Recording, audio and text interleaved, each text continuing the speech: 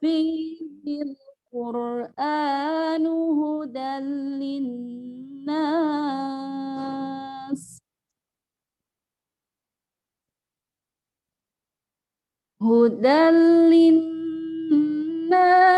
وبينات من الهدى والفرقان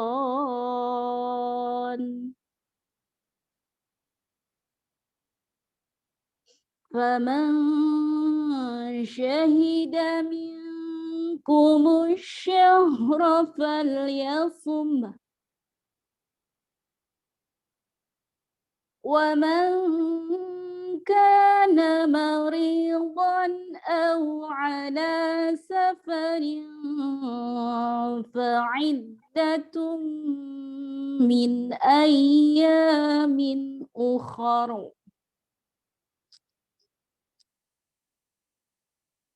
يريد الله بكم اليسر ولا يريد بكم العسر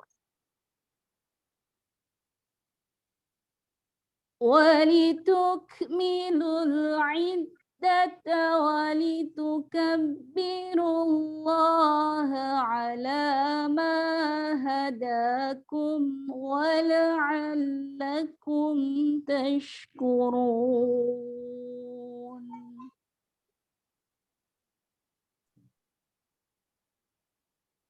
وإذا سألك عبادي عني فإني قريب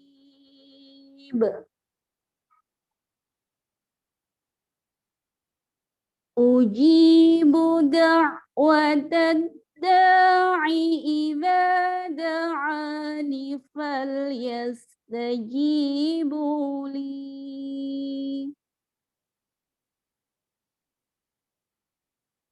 فليستجيبوا لي وليؤمنوا بي لعلهم يرشدون. صدق الله العظيم. Assalamualaikum warahmatullahi wabarakatuh. Waalaikumsalam warahmatullahi wabarakatuh. Masya Allah.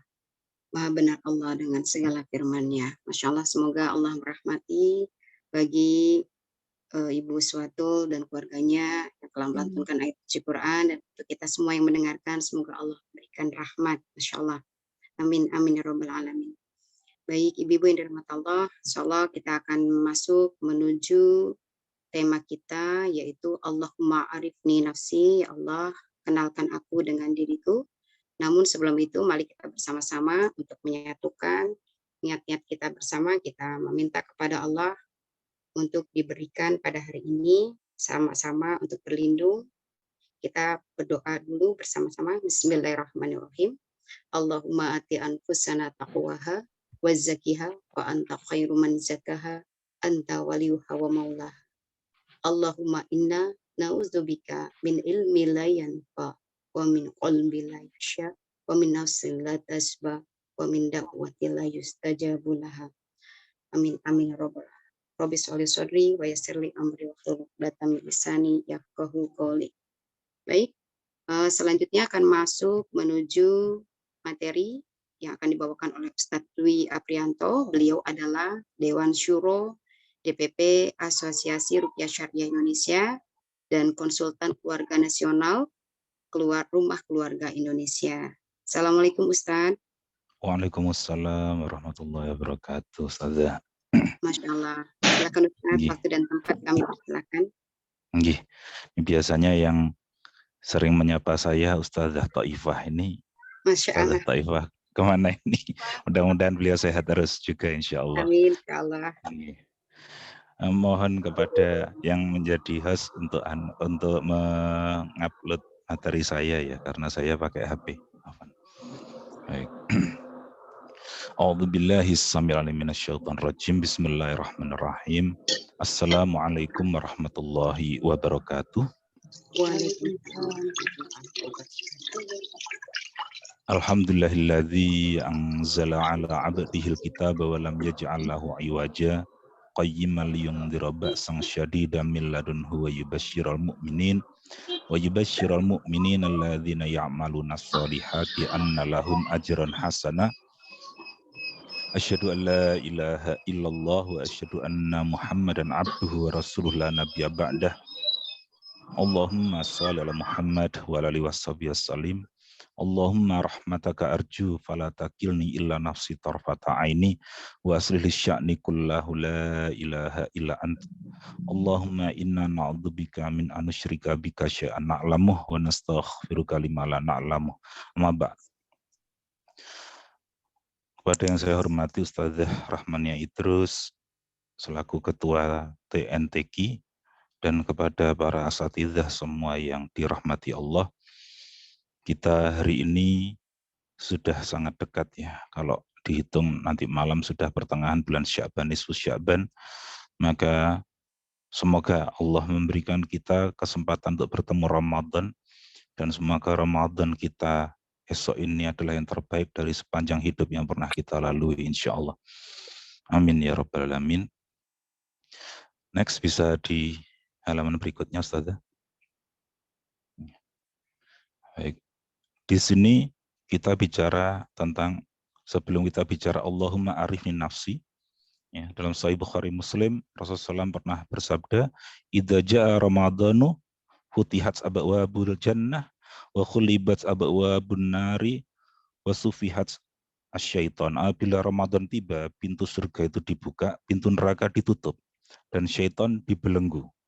Kita bicara dulu tentang masalah ini, karena gangguan manusia itu ada dari dua arah. Yang pertama dari luar, dan yang pertama itu dari dalam dirinya. Nah, manusia selama ini selalu saja menganggap bahwa semua perbuatan buruknya itu berasal dari syaitan. Dan ini yang kita coba untuk bicarakan sebentar di awal, itu agar kita menyadari sesungguhnya seperti apa gangguan keburukan pada diri kita. Next, berikutnya. Bila setan dibelenggu, kenapa masih ada kejahatan di bulan Ramadan? Kan begitu. Ini ada pertanyaan yang selalu berkecamuk. Apakah Allah dan Rasulnya itu benar? Allah dan Rasulnya pasti benar. Dan kita tidak boleh ragu sedikit pun. Maka jawabannya ada pada halaman berikutnya. Next. Jadi Imam As-Sindi dalam hasyiahnya, catatan untuk Sunan An-Nasa'i, beliau pernah mengatakan tentang sumber maksiat tidak hanya setan, karena ada hawa nafsu manusia. Jadi hadis tentang setan dibelenggu tidak berarti meniadakan segala bentuk maksiat. Karena bisa saja maksiat itu muncul disebabkan pengaruh jiwa yang buruk dan jahat. Dan timbulnya maksiat tidak selalu berasal dari syaitan. Jika semua berasal dari setan, berarti ada setan yang mengganggu setan supaya jadi berbuat jahat. Setannya setan. Dan seterusnya tersambung. Sementara kita tahu tidak ada setan yang mendahului maksiatnya iblis. Lalu siapa yang bisi iblis itu? Jadi maksiat iblis itu murni dari dirinya. Wallahu a'lam bishawab. Itu. Jadi ada hawa nafsu dari internal kita, dan ini yang sangat harus kita khawatiri. Makanya kenapa kita sudah pernah membahas ayat surat An-Nisa 76, inna kaidah syaitani kana dha'ifa, dan tipu daya setan itu lemah sekali. Sementara dalam surat Yusuf Allah juga berfirman wa kaidakunna azim, dan tipu daya setan dan tipu daya lawan jenis itu besar sekali. Kalau bicara lawan jenis berarti bukan setan, tetapi adalah hawa nafsu. Dan ini yang kita perlu untuk memahami. Sebelum kita mengenal diri kita mengenal dulu tentang apa yang harus kita khawatiri dalam kehidupan ini. Next, berikutnya. Yang kedua, gitu, setan dibelenggu tapi dia masih bisa mengganggu. Hanya saja dia tidak sebebas ketika dilepas. Itu yang disampaikan Imam Al-Baji Al-Maliki, ulama dalam mazhab Maliki, dalam Syarah Muwatta. Itu beliau menyampaikan gitu. Jadi sekedar gambaran saja, orang yang di penjara itu masih bisa mengatur bisnis-bisnis haramnya di luar penjara. Kebetulan istri saya itu rutin ngisi di penjara wanita di Malang setiap minggu sekali. Dan ada orang-orang yang bisa mengatur itu, kejahatan-kejahatan yang ada di luar itu cukup dari dalam penjaranya saja. Dan ini yang Masya Allah ya, ini luar biasa sekali. Maka tidak heran kalau setan walaupun dibelenggu, toh yang dibelenggu itu hanyalah lehernya sampai tangannya, dia masih bisa bicara, masih bisa bisik-bisikan ide maksiat atau banyak gangguan yang lainnya. Maka ini yang juga kita perlu khawatiri. Next berikutnya. Yang ketiga, sejatinya setan tidak dibelenggu secara hakiki. Sifatnya adalah kiasan, tapi dikurangi kemampuannya itu. Gitu. Ini pendapat yang lain lagi. Masih juga oleh Imam Al-Baji. Itu karena ini bulan yang penuh rahmah, penuh pahala amal, banyak ampunan dosa. Gitu. Menyebabkan setan seperti terbelenggu selama Ramadan. Karena upaya dia menggoda tidak berefek. Dan upaya dia menyesatkan tidak membahayakan manusia. Tentunya yang muslim. Gitu. Next berikutnya. Dan yang keempat, yang dibelenggu tidak semua jenis setan. Hanya yang kelas kakap saja. Maka bila terjadi maksiat, itu disebabkan bisikan setan-setan kelas biasa. Itu. Maka kalau seseorang ingin melihat dirinya, sejatinya dirinya, lihatlah dia di saat bulan Ramadan. Itu. Jadi di situ dia akhirnya akan tahu diri dia itu seperti apa plus minusnya itu. Karena saat itu pengaruh setan itu sangat kecil sekali. Sangat kecil sekali. Next berikutnya. Dan di sini di surat Shad itu Allah menjelaskan ada syarat dilindungi dari gangguan setan. Jadi subhanallah ya, yang disampaikan oleh ustazah yang tilawah tadi tentang surat Al-Baqarah 185 tadi, gitu. Bahwa Al-Qur'an itu hudalinas. Hudalinas, petunjuk bagi semua manusia, tidak hanya orang muslim. Semua manusia. Gitu. Karena memang itu universal sifatnya Quran itu. Kalau orang kafir menjalankan Al-Quran, dia akan jadi baik. Gitu. Nah, di sini Allah menjelaskan kepada semua manusia, nggak hanya orang Muslim. Gitu. Syarat dilindungi dari gangguan syaitan. Qala fa bi izzatika la ughwiyannahum ajma'in. Iblis menjawab, demi kemuliaanmu ya Allah. Bayangkan iblis itu bersumpah atas nama kemuliaan Allah. Sementara ada manusia yang melecehkan Allah Subhanahu wa taala. Iblis itu tidak berani sama Allah. Iblis ngomongnya demi kemuliaanmu ya Allah. Berarti manusia yang kafir, yang ateis, yang batil itu mereka lebih buruk daripada iblis. Iblis masih sangat hormat, sangat takut kepada Allah. Sementara manusia tidak takut itu. Demi kemuliaanmu pasti aku akan menyesatkan mereka semuanya. Dia bersumpah itu. Illa ibadaka minhumul mukhlasin. Kecuali hamba-hambamu yang mukhlasin. Mukhlasin itu lebih tinggi daripada mukhlisin. Kata ahli tafsir, mukhlisin itu orang ikhlas. Tapi ini orang ikhlas yang terpilih. Masya Allah. Itu yang tidak bisa disentuh oleh setan itu. Saya tidak bisa bayangkan seperti apa kondisi orang-orang yang mukhlasin itu. Mereka orang-orang yang kuat dalam menjalani kehidupan. Bisa jadi mereka bukanlah seorang ulama. Bisa jadi mereka orang biasa. Ada yang dulu ngaji ke saya, sudah meninggal sekarang, preman, pimpinannya preman, dan dia bertaubat. Dan ajakan setiap keburukan itu dia menolak mentah-mentah. Dan yang dia lakukan sepanjang hidupnya itu adalah kebaikan demi kebaikan. Ketika meninggal tahun kemarin karena COVID itu, saya menangis itu. Karena saya dengan beliau itu seperti saudara sudah. Dan beliau meninggal itu kemudian sebelum meninggal ngasihkan kunci lemarinya kepada keponakannya yang masih SD, yang selalu terkunci. Ketika dibuka ternyata isinya adalah buku-buku agama. Bisa jadi orang-orang yang terpilih itu yang seperti itu. Saya ketika melihat proses dia bertaubatnya itu luar biasa sekali. Gitu.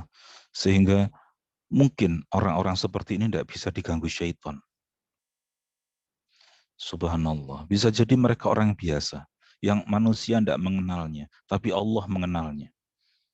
Itu orang-orang yang mukhlasin. Next berikutnya. Dan untuk bisa menjadi ibadallahil mukhlasin harus diawali dengan mengenal penciptanya. Dan untuk bisa mengenal penciptanya, maka seseorang harus mengenal lebih dulu siapa dirinya. Kenapa? Karena kita ini, asatidzah yang dirahmati Allah, kalau kita mau mengkomen orang lain itu bisa sangat detail itu. Contoh saja sudah ketika peristiwa yang anak remaja dipukuli sama anaknya pejabat itu langsung semua netizen itu cepat sekali mencari bapaknya siapa anak ini, kan gitu, kok suka pamer, oh ternyata pejabatnya pajak. Ketika dicek lagi kekayaannya sampai segitu, sampai fotonya naik motor motor besar, nggak pakai helm, itu dia memimpin di depan, itu juga ada semua. Bahkan tidak sampai di situ, istrinya itu siapa, tasnya merek yang seperti apa, dan semuanya ada semua. Manusia itu begitu cepat kalau ingin mengenali orang lain. Manusia itu begitu gampang kalau ingin melihat orang lain. Tapi ada yang paling sulit, yaitu mengenali dirinya sendiri. Itu yang harus kita pahami. Yang pada gilirannya ketika manusia itu tidak mengenal dirinya, maka dia akan menganggap dirinya itu sangat tinggi, overconfidence, atau sebaliknya, under dia. Dia akhirnya jadi minder dan seterusnya. Gitu. Dan ini yang kita harus pahami, bahwa mengenal penciptanya itu harus dilakukan. Itu yang disampaikan Allah. Next, berikutnya pada surat Al-Hasyr ayat 19. Wala takunu kalladzina nasullaha fa'ansahum anfusahum ulaika humul fasikun. Dan janganlah kamu seperti orang-orang yang lupa kepada Allah, sehingga Allah menjadikan mereka lupa akan dirinya sendiri. Mereka itulah orang-orang yang fasik. Ketika seseorang itu tidak mengenal penciptanya, maka dia akhirnya tidak mengenal dirinya. Dan mereka itu orang-orang yang fasik, pendosa. Orang yang banyak berbuat dosa, itu orang yang fasik. Dan ini yang kita berlindung kepada Allah. Gitu. Intinya satu, kenali Rob kita, kenali pencipta kita. Gitu. Betapa banyak orang-orang yang beribadah kepada Allah tapi tidak mengenal penciptanya. Di saat yang sama dia berbuat kebajikan, di saat yang sama dia berbuat keburukan. Dan ini yang kita perlu berlindung kepada Allah. Ketika seseorang itu mengenal Rabb-nya, maka dia akan menjadi orang-orang yang luar biasa. Betul kata Umar bin Khattab radhiyallahu an, barang siapa yang tidak mengenal penciptanya, dia tidak akan pernah mengenal siapa dirinya. Dan ini yang subhanallah. Next, berikutnya. Kita masuk kepada materi Allahumma arifni nafsi. Ini adalah doanya seorang tabi'in, Yusuf bin Asbad. Beliau muridnya ulama terkemuka dari tabi'in Imam Sufyan Ats-Tsauri rahimahullah. Beliau salah satu ulama besar di dalam Islam. Dan berdoanya, ya Allah kenalkan aku dengan diriku ya Allah. Masya Allah. Kalau kita mau jujur, apa yang sudah kita kenali dari diri kita? Ketika manusia memuji kita, kita melambung setinggi langit. Dan lupa kalau kita punya keburukan-keburukan. Lupa kalau kita punya kelemahan-kelemahan. Lupa kalau kita punya kehinaan-kehinaan. Maka kita harus pahami tentang diri kita. Next, berikutnya. Kata Ibnu Qayyim al-Jauziyah, barang siapa mengenal dirinya, maka ia akan sibuk untuk memperbaiki dirinya daripada sibuk mencari-cari aib dan kesalahan orang lain.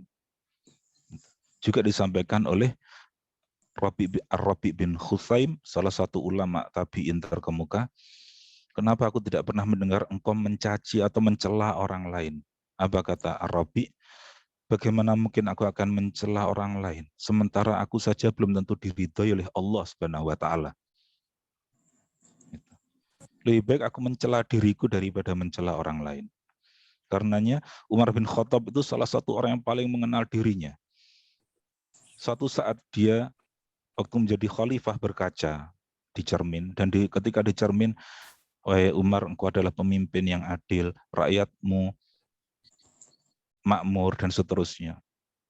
Umar langsung tersadar, gemetar, Langsung dia kemudian keluar ngangkuti karung isinya gandum itu sampai beberapa tumpuk itu di punggungnya. Pembantunya mengejar, ya Amirul Mukminin, mana tak bawakan? Apa kata Umar? Apa kau mau menanggung dosaku juga? Ada apa? Aku tadi sempat riak sedikit. Maka kemudian aku menghukum diriku dengan melakukan hal ini sambil berkata, dia, wahai Umar, engkau orang hina. Wahai Umar, engkau itu orang yang buruk. Wahai Umar, engkau itu orang yang jelek. Wahai Umar, sambil berkata terus menghina dirinya sendiri. Masya Allah. Ini Umar bin Khattab radhiyallahu anhu. Nah, kita harus betul-betul memahami itu. Ketika orang itu mengenal dirinya, maka dia akan selalu berusaha mencari aib dirinya. Next, berikutnya. Kata Wahib bin Ward, sesungguhnya di antara kebaikan jiwaku adalah pengetahuanku tentang keburukan jiwaku. Masya Allah. Jadi kita akan selalu menjadi baik kalau kita tahu buruknya jiwa kita. Kita suka menunda-nunda beramal baik. Kita suka sekali untuk kemudian melakukan hal-hal yang buruk. Mungkin ghibah, mungkin apa saja sudah. Kita mungkin orang yang sering tidak konsisten. Kita mungkin orang yang sering sulit untuk istiqomah. Kita mungkin orang yang kemudian sulit sekali untuk bisa berbuat hal-hal yang baik. Ada bersitan-bersitan keburukan di jiwa kita, dan seterusnya. Dan cukuplah seorang mukmin memelihara dirinya dari keburukan. Jadi seorang mukmin itu harus melihara dirinya dari keburukan dirinya. Saat dia menyadari keburukan jiwanya, ia kemudian meluruskannya. Saat menyadari astagfirullahaladzim, langsung dia kemudian berusaha meluruskan seperti Umar tadi. Sampai Umar bin Abdul Aziz, cucu dari Umar bin Khattab, juga seorang khalifah yang luar biasa, beliau pernah berkata, aku takut Allah akan mengazabku karena lintasan-lintasan akalku. Kita ketika ditanya sesuatu, kemudian kita berkata sesuatu yang sesungguhnya di luar ilmu yang kita punya. Kita menjawabnya, asal jawab. Dan jangan-jangan asal jawab itu nanti yang akan diazab oleh Allah. Dan kita berlindung kepada Allah dari hal yang seperti itu. Next, berikutnya. Kata Imam Hasan al-Basri, beliau ulama tabi'in paling terkemuka, dalam kitab Az-Zuhd Imam Ahmad, seorang hamba masih dalam keadaan baik selama ia menyadari dan mengetahui hal-hal yang bisa merusak amalnya. Saya sudah pernah sampaikan yang di awal sekali, pertama kali kalau tidak salah saya menyampaikan dulu di pertemuan pertama dengan TNTQ, apa yang paling merusak amal itu selain syirik kubro tentunya, syirik besar yang bisa membatalkan keislaman, syirik sughra. Syirik sughra itu syirik kecil, dia tidak membatalkan keislaman, tapi menghanguskan seluruh pahala amal soleh sepanjang hidupnya. Apa itu? Riya. Apa itu? Ujub. Bangga pada diri sendiri. Apa itu? Sum'ah. Suka cari perhatian, suka dipanggungkan, suka mendapatkan pujian, dan lain sebagainya. Maka kalau seperti itu bisa hangus seluruh pahala amal solehnya. Itu yang Allah firmankan di Al-Quran, di surat Al-Furqan ayat 23. Wa qadimna ila ma'amilu min amalin faj'alnahu haba'an manthura. Dan kami akan hadapi seluruh amal perbuatan amal soleh yang pernah mereka kerjakan, dan kami jadikan amal mereka seperti debu yang berterbangan. Na'udzubillahi min dzalik. Next, berikutnya. Di sini Imam Fudail bin Iyad, seorang qadhi, seorang hakim agung, dan beliau adalah mantan preman nomor 1 di negeri Islam waktu itu, yang bertaubat beliau. Beliau kemudian menjadi ulama besar. Suplai bantuan Allah tidak berlaku bagi orang yang dikuasai oleh hawa nafsu dan yang mengikuti syahwatnya.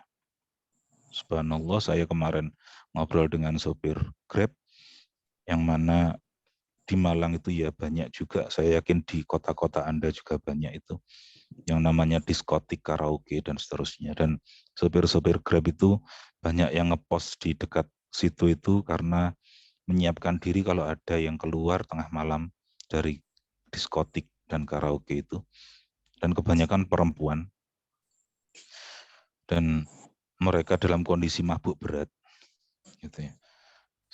Saya tanya sebenarnya mereka yang tidak suka mengangkut orang-orang kayak gitu itu, tapi uangnya besar. Apalagi kalau sampai muntah. Kalau sampai muntah itu, Masya Allah, itu di charge 300.000. Dan sebenarnya juga sopir taksi itu enggak kuat dengan bau muntahan itu, karena kalau dia membersihkan mobilnya itu harus betul-betul bersih supaya kalau orang lain naik sudah enggak ada bau. Na'udzubillah min dzalik. Itu orang yang memperturutkan hawa nafsunya, yang mengikuti syahwatnya. Barang-barang branded. Semahal apapun pakaian yang kita beli, toh nanti juga akan jadi lap pel untuk membersihkan kaca rumah kita mungkin. Beli pakaian yang sangat mahal yang harganya puluhan juta, mungkin suatu saat dia usang dan dia dipakai ngelapi barang-barang kita juga. Juga kemudian tas-tas branded itu mungkin juga akan jebol itu insya Allah. Sepatu-sepatu branded, apapun itu. Na'udzubillah min dzalik. Betapa ngerinya ketika manusia itu dikuasai hawa nafsunya. Saya betul-betul sangat, kalau membaca itu saya itu mesti ingin nangis. Dialog antara sahabat Rasulullah SAW yang namanya Ubadah bin Somit. Ubadah bin Somit dengan raja, dengan Fir'aun, tapi bukan Fir'aunnya Nabi Musa, karena semua raja di Mesir itu disebut Fir'aun. Mukaukis. Mukaukis itu Fir'aun di zaman Umar bin Khattab. Waktu itu, pasukan muslimin yang dipimpin oleh sahabat Rasulullah SAW Amr bin As mau menaklukkan negeri itu, Mesir itu. Dan kemudian akhirnya negeri Mesir itu, Mukaukis itu beratus tahun, Fir'aun sebelumnya juga bekerja sama dengan Romawi ya. Kalau Indonesia hari ini kayak sama Cina gitu ya. Jadi yang ngatur Mesir waktu itu adalah Romawi. Seperti hari ini kita diatur oleh Cina begitu.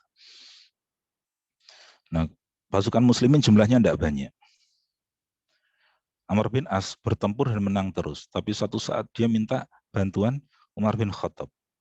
Wahai Amirul Mukminin, kirim saya 4.000 orang. Saya butuh tenaga pasukan yang banyak untuk menyerang mereka. Yang dikirim cuma berapa? 4 orang sama Umar itu. Dan Umar kemudian dalam suratnya berkata, setiap satu orangnya ini kualitasnya seperti 1.000 orang. Di situ ada sahabat Rasulullah yang dijamin masuk surga, ya. Zubair bin Awam radhiyallahu anhu. Di situ ada sahabat Rasulullah juga yang lain, Ubadah bin Somit, ya. Dan ada 4. Kemudian Mukaukis minta dia mengirimkan orang-orang untuk jadi utusan ke Amr bin As. Sama Amr bin As ditahan 2 hari. Tidak boleh keluar dari markasnya, tapi tidak ditahan. Malah disuruh jalan-jalan keliling, mengelilingi markas besarnya pasukan muslimin waktu itu. Mukaukis khawatir kalau 2 orang utusannya dibunuh sama Amr bin As. Setelah 2 hari dilepas oleh Amr bin As. Kemudian dipanggil, dari mana kalian? Kami ditahan 2 hari di sana. Tapi kami dilayani dengan sangat baik. Kenapa? Kami disuruh melihat bagaimana perilaku kaum muslimin. Gimana perilaku mereka? Mereka orang-orang yang menepati perjanjian. Mereka orang-orang yang selalu benar dalam berkata. Mereka orang-orang yang tawadhu. Mereka itu atasan dengan bawahan itu sama, tidak ada beda. Pakaiannya semuanya, makannya itu sama-sama di tanah bareng, sehingga saya bingung yang atasan mana, yang bawahan yang mana. Ketika ada yang mengumandangkan azan, maka mereka mengambil air, kemudian mereka langsung berbaris, dan kemudian mereka bersujud kepada Tuhannya. Mereka orang-orang yang akhlaknya luar biasa. Kami selalu disambut dengan sangat baik oleh setiap yang kami lewati. Gemetar itu Mukaukis dan berkata, andaikan mereka menyerang sebuah gunung, gunung pun akan hancur lebur itu. Akhirnya minta dikirim utusan. Gitu. Akhirnya sama Amr bin As dikirim 10 orang yang dipimpin. Semuanya Arab kecuali yang memimpin ini. Ubadah bin Somit radhiyallahu anhu. Dia berkulit hitam, tinggi besar. Tingginya kira-kira kalau ibu-ibu mungkin pernah tahu pebasket Amerika yang namanya Shaquille O'Neal itu ya. Itu kira-kira segitu, tingginya 2 meter lebih itu. Badannya besar. Mukaukis ketakutan, singkirkan orang hitam ini dariku, singkirkan. Biar yang lain aja yang bicara. Maka yang lain kemudian berkata, kami tidak diperbolehkan bicara oleh Panglima kami Amr bin As. Yang boleh bicara hanyalah beliau. Tidak ada tuh orang lain selain orang kulit hitam ini. Dia adalah orang paling mulia di antara kami. Dia orang yang beriman kepada Nabi kami lebih dulu. Dia orang yang paling bijaksana di antara kami. Dia orang yang paling baik di antara kami. Akhirnya, ya sudah, tapi aku takut padamu, jangan kasar-kasar kalau ngomong, kata Mukaukis itu. Kemudian Ubadah bin Samit berkata, aku sudah mendengar apa yang kamu sampaikan tadi itu. Aku ini sudah melewati masa keemasan hidupku. Aku sudah mulai menua. Tapi di belakangku ada 1000 lebih orang yang berkulit hitam, yang mereka jauh lebih muda dariku, fisiknya lebih besar daripadaku. Dan mereka lebih kuat dariku. Dan kemudian dia berkata, tapi kalau kamu mencoba untuk mengujiku, tidak apa-apa. Datangkan 100 orang, dan saya akan selesaikan mereka sendirian. Subhanallah ya. Ubadah bin Samit ini bukan orang sombong. Dia mengenal dirinya. Dia mengenal dirinya itu apa adanya. Gitu. Sebenarnya kalau dia mau ngomong 1000 orang pun, 1000 orang itu akan dikalahkan sendirian oleh Ubadah bin Samit itu insya Allah. Gitu. Dan kemudian Ubadah bin Samit itu menyampaikan dakwahnya. Sampai gemetar Mukaukis dan berkata, aku belum pernah mendengar ada manusia berkata seperti kamu. Ibaratnya kayak Nabi kalau ngomong. Akhirnya kemudian Mukaukis berkata, sudahlah kalian pulang aja, jumlah kalian tidak banyak. Pulang saja, tak kasih uang, berapapun yang kalian minta.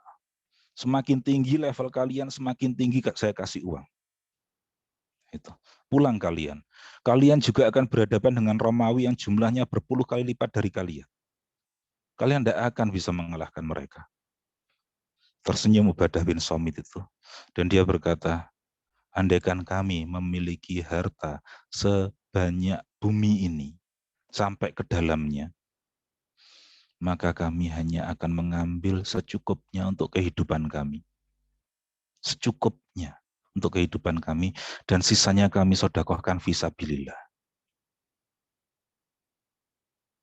Maka kamu tidak perlu menawari kami dengan harta, karena kami bukan orang yang bisa dirayu dengan harta. Yang kedua, musuh kalian, kalau memang benar mereka itu hebat, dan kemudian kami takdirnya akan dikalahkan oleh Allah, maka itu yang kami cari, karena kami ingin mati syahid. Kami ingin mendapatkan surga yang tertinggi. Tapi kalau Allah menangkan kami melawan mereka, maka tugas kami adalah mendakwahi mereka. Subhanallah. Betapa indahnya ucapan seorang Ubadah bin Samit itu ketika menyentuh jiwa manusia. Dia berkata itu apa adanya. Dia tidak melebih-lebihkan, dia tidak mengurang-urangkan, apalagi terhadap musuhnya. Dia berkata, ya seperti itu. Akhirnya Mukaukis gemetar dan berkata, kalau gitu aku damai saja dengan kalian. Aku tidak ingin menghadapi kalian. Kalian mengerikan bagi kami. Subhanallah. Suplai bantuan Allah hanya berlaku bagi orang-orang yang tidak dikuasai oleh hawa nafsu dan mengikuti syahwatnya. Next, berikutnya. Ibnu Athaillah dalam kitabnya Al-Hikam, jika kabur bagimu 2 perkara, maka perhatikan salah satu dari keduanya yang paling terasa berat bagi hawa nafsumu. Lalu ikutilah dia. Karena tidak ada sesuatu yang terasa berat bagi nafsumu, kecuali sesuatu itu pasti benar. Masya Allah. Jadi kalau kita kemudian mau ngaji, di sisi yang lain kita kok ngantuk, capek, dan seterusnya, begitu ya. Maka yang paling berat bagi nafsu itu yang mana? Itu. Maka ikutilah dia. Subhanallah. Dan ini hal yang Masya Allah, yang sangat menakjubkan. Kalau kita ingin tazkiyatun nafs, banyak membaca sirah dari Rasulullah SAW dan sahabat-sahabatnya. Karena di situ semuanya tazkiyatun nafs isinya. Dan itu contoh yang luar biasa. Itu yang disampaikan oleh Ibnu Athaillah As-Sukandari dalam kitab beliau yang sangat fenomenal, Al-Hikam. Next, berikutnya. Ibnu Qayyim Al-Jauziyah menyampaikan, ciri-ciri kebahagiaan dan kemenangan seorang hamba, tentunya melawan dirinya, maupun melawan semua kebatilan yang di muka bumi. Jadi sebuah pertanyaan besar juga, kenapa umat Islam di Indonesia mayoritas selalu terkalahkan hari ini dalam segi politik, dalam segi apapun. Ini jawabannya insya Allah. Yang pertama, bila ilmunya bertambah, maka bertambah pula tawadhu dan kasih sayangnya. Subhanallah. Jadi bila ilmunya bertambah pula tawadhu dan kasih sayangnya. Dan itu yang disampaikan oleh para orientalis dan musuh-musuh Islam seperti William Muir ketika dia kemudian mengkomen Umar bin Khattab. Biasanya orang yang sangat keras itu akan jadi rezim. Tapi seorang Umar, dia keras, tapi dia itu menyayangi seluruh rakyatnya, dan rakyatnya menyayangi dia. Itu William Muir ya. Itu seorang yang sangat anti-Islam sebenarnya. Tapi dia berusaha objektif ketika mengkomen tentang Umar bin Khattab. Nah, ilmu kita kalau bertambah, maka bertambah pula tawadhu dan kasih sayangnya. Yang kedua, bila amal-amal solehnya bertambah pula rasa takut dan kehati-hatiannya dalam menjalankan perintah Allah. Pertemuan terakhir kemarin kita bahas tentang khauf. Ya. Gitu. Jadi, bila amal soleh kita bertambah pula rasa takut dan kehati-hatian kita dalam menjalankan perintah Allah. Yang ketiga, makin bertambah usianya, maka makin berkurang ambisi-ambisi keduniaannya. Jadi kalau ada orang yang sudah tua dan dia ambisi keduniaannya semakin tinggi, lah itu yang masalah kemudian. Saya ini profesor honoris causa dan seterusnya gitu ya, semakin tinggi gitu ngomongnya gitu. Dan saya ini pinter, saya ini Masya Allah. Dan itu disampaikan di televisi gitu, hebat itu. Nah itu, makin bertambah usia seseorang, makin berkurang ambisi-ambisi keduniaannya. Dan tentunya dia akan semakin tinggi ambisi akhiratnya itu. Dan yang kelima, makin bertambah hartanya, maka bertambah pula kedermawanan dan pemberiannya kepada sesama. Subhanallah. Makin bertambah hartanya, bertambah pula kedermawanannya dan pemberiannya kepada sesama. Dan ini yang dilakukan oleh para sahabat Rasulullah SAW seperti Abdurrahman bin Auf radhiyallahu anhu. Abdurrahman bin Auf itu sesungguhnya sangat diharapkan jadi khalifah setelah Umar. Tapi Abdurrahman bin Auf mengundurkan diri dan dia kemudian yang jadi caretaker selama 3 hari, tidak tidur sama sekali, sholat istikharah untuk memohon siapa di antara Ali dan Utsman itu yang layak untuk menjadi pemimpin. Dan dia mensedekahkan hartanya begitu banyak. Salah satu yang fenomenal adalah ucapannya ketika dia barusan berbisnis dan dia pulang dengan membawa keuntungan yang panjangnya itu, ontanya itu sampai berkilo-kilometer. Itu semua keuntungan semua. Ketika dia masuk Madinah, Ummul Mukminin Aisyah kemudian mendengar suara gemerincing rame, orang-orang semua keluar. Ummul Mukminin bertanya, itu suara apa? Itu suara onta-onta dari Abdurrahman bin Auf yang membawa keuntungan bisnis begitu banyaknya. Abdurrahman bin Auf ini satu dari 10 sahabat yang dijamin masuk surga. Aisyah berkata, Abdurrahman bin Auf akan masuk surga dengan merangkak. Mendengar, kemudian disampaikan, dari siapa ini? Dari Ummul Mukminin. Oh, ini ngomong kayak gitu. Iya, Abdurrahman bin Auf akan masuk surga dengan merangkak. Dia berkata, aku ingin masuk surga dengan berlari. Dan seluruh hartanya tadi itu yang panjangnya berkilo-kilometer itu, saat itu juga disedekahkan di jalan Allah. Karena dia ingin masuk surga dengan berlari. Subhanallah, Abdurrahman bin Auf. Kemudian yang kelima, makin tinggi kemampuan dan posisinya, makin tinggi kemampuan dan kedudukannya, makin tinggi kemampuan dan jabatannya, maka ia makin dekat dan makin tawaduk kepada manusia. Hari ini tidak, pemimpin itu semakin jauh, semakin tinggi kedudukannya, maka kemudian bodyguard-nya tambah banyak. Semakin tinggi posisinya, maka orang-orang itu semakin punya bodyguard. Ada yang mau nyapres itu yang ketika dia membagikan pembagian itu dia dikepung oleh banyak bodyguard-nya begitu, sehingga antara dia dengan masyarakatnya itu ada batas begitu.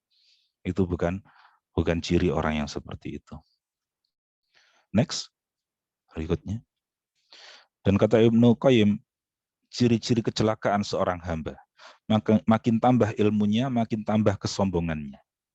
Ada kisah seorang profesor dari Jerman. Dia profesor di bidang keislaman. Sayangnya dia tidak masuk Islam. Dia mengakui Islam itu benar. Dia mengajarkan di kampus-kampus di Eropa, di Amerika tentang itu. Dia menguasai 11 bahasa, termasuk bahasa Indonesia. Dia menguasai 35 atau 36 bahasa daerah, termasuk bahasa Jawa. Suatu saat dia bertemu dengan ulama dari Cirebon. Dan kemudian ketika orang itu diajak bicara dengan bahasa Arab, kemudian ditanya, dari mana Anda Indonesia? Akhirnya diajak bicara bahasa Indonesia. Dari mana Anda Cirebon? Akhirnya diajak bahasa Jawa. Masya Allah. Tapi ada satu hal, dan hampir seluruh orang-orang yang sebenarnya paham agama tapi tidak mau masuk Islam, itu satu masalahnya, kesombongan. Kesombongan. Maka akhirnya kemudian dia ketika hendak meninggal, itu dia meminta kepada anaknya, gitu, wasiatnya itu, tolong tuliskan ucapannya Ali bin Abi Thalib itu di nisan saya. Gitu. Bayangkan, di nisannya. Akhirnya kemudian, apa yang disampaikan Ali bin Abi Thalib, manusia itu ketika hidup itu sesungguhnya dia sedang tertidur. Dan ketika dia mati, terbangunlah dia. Itu ucapan dari Ali. Dia mati kafir. Subhanallah. Kalau dia tidak punya kesombongan, dia pasti akan masuk Islam.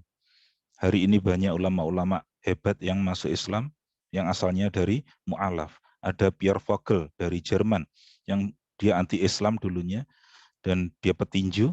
Begitu dia masuk Islam, dia kemudian kuliah di Universitas Madinah. Dan sekarang dia menjadi pendakwah yang sekali mengislamkan orang itu 1.500 orang lebih. Ada yang dulunya dewa gitar, yang dia ganti nama menjadi Bilal Muhammad. Dan dia setelah itu kemudian kuliah S1 sampai S3 di Universitas Madinah. Doktor di bidang pendidikan Islam beliau. Dan beliau itu orang Amerika berkulit hitam, dan beliau kemudian berdakwah, sekali mengislamkan tentara Amerika itu 3.000 orang. Subhanallah, sekali mengislamkan. Kita malu ya, yang lahir sebagai seorang Muslim, sampai hari ini kita tidak punya prestasi seperti mereka.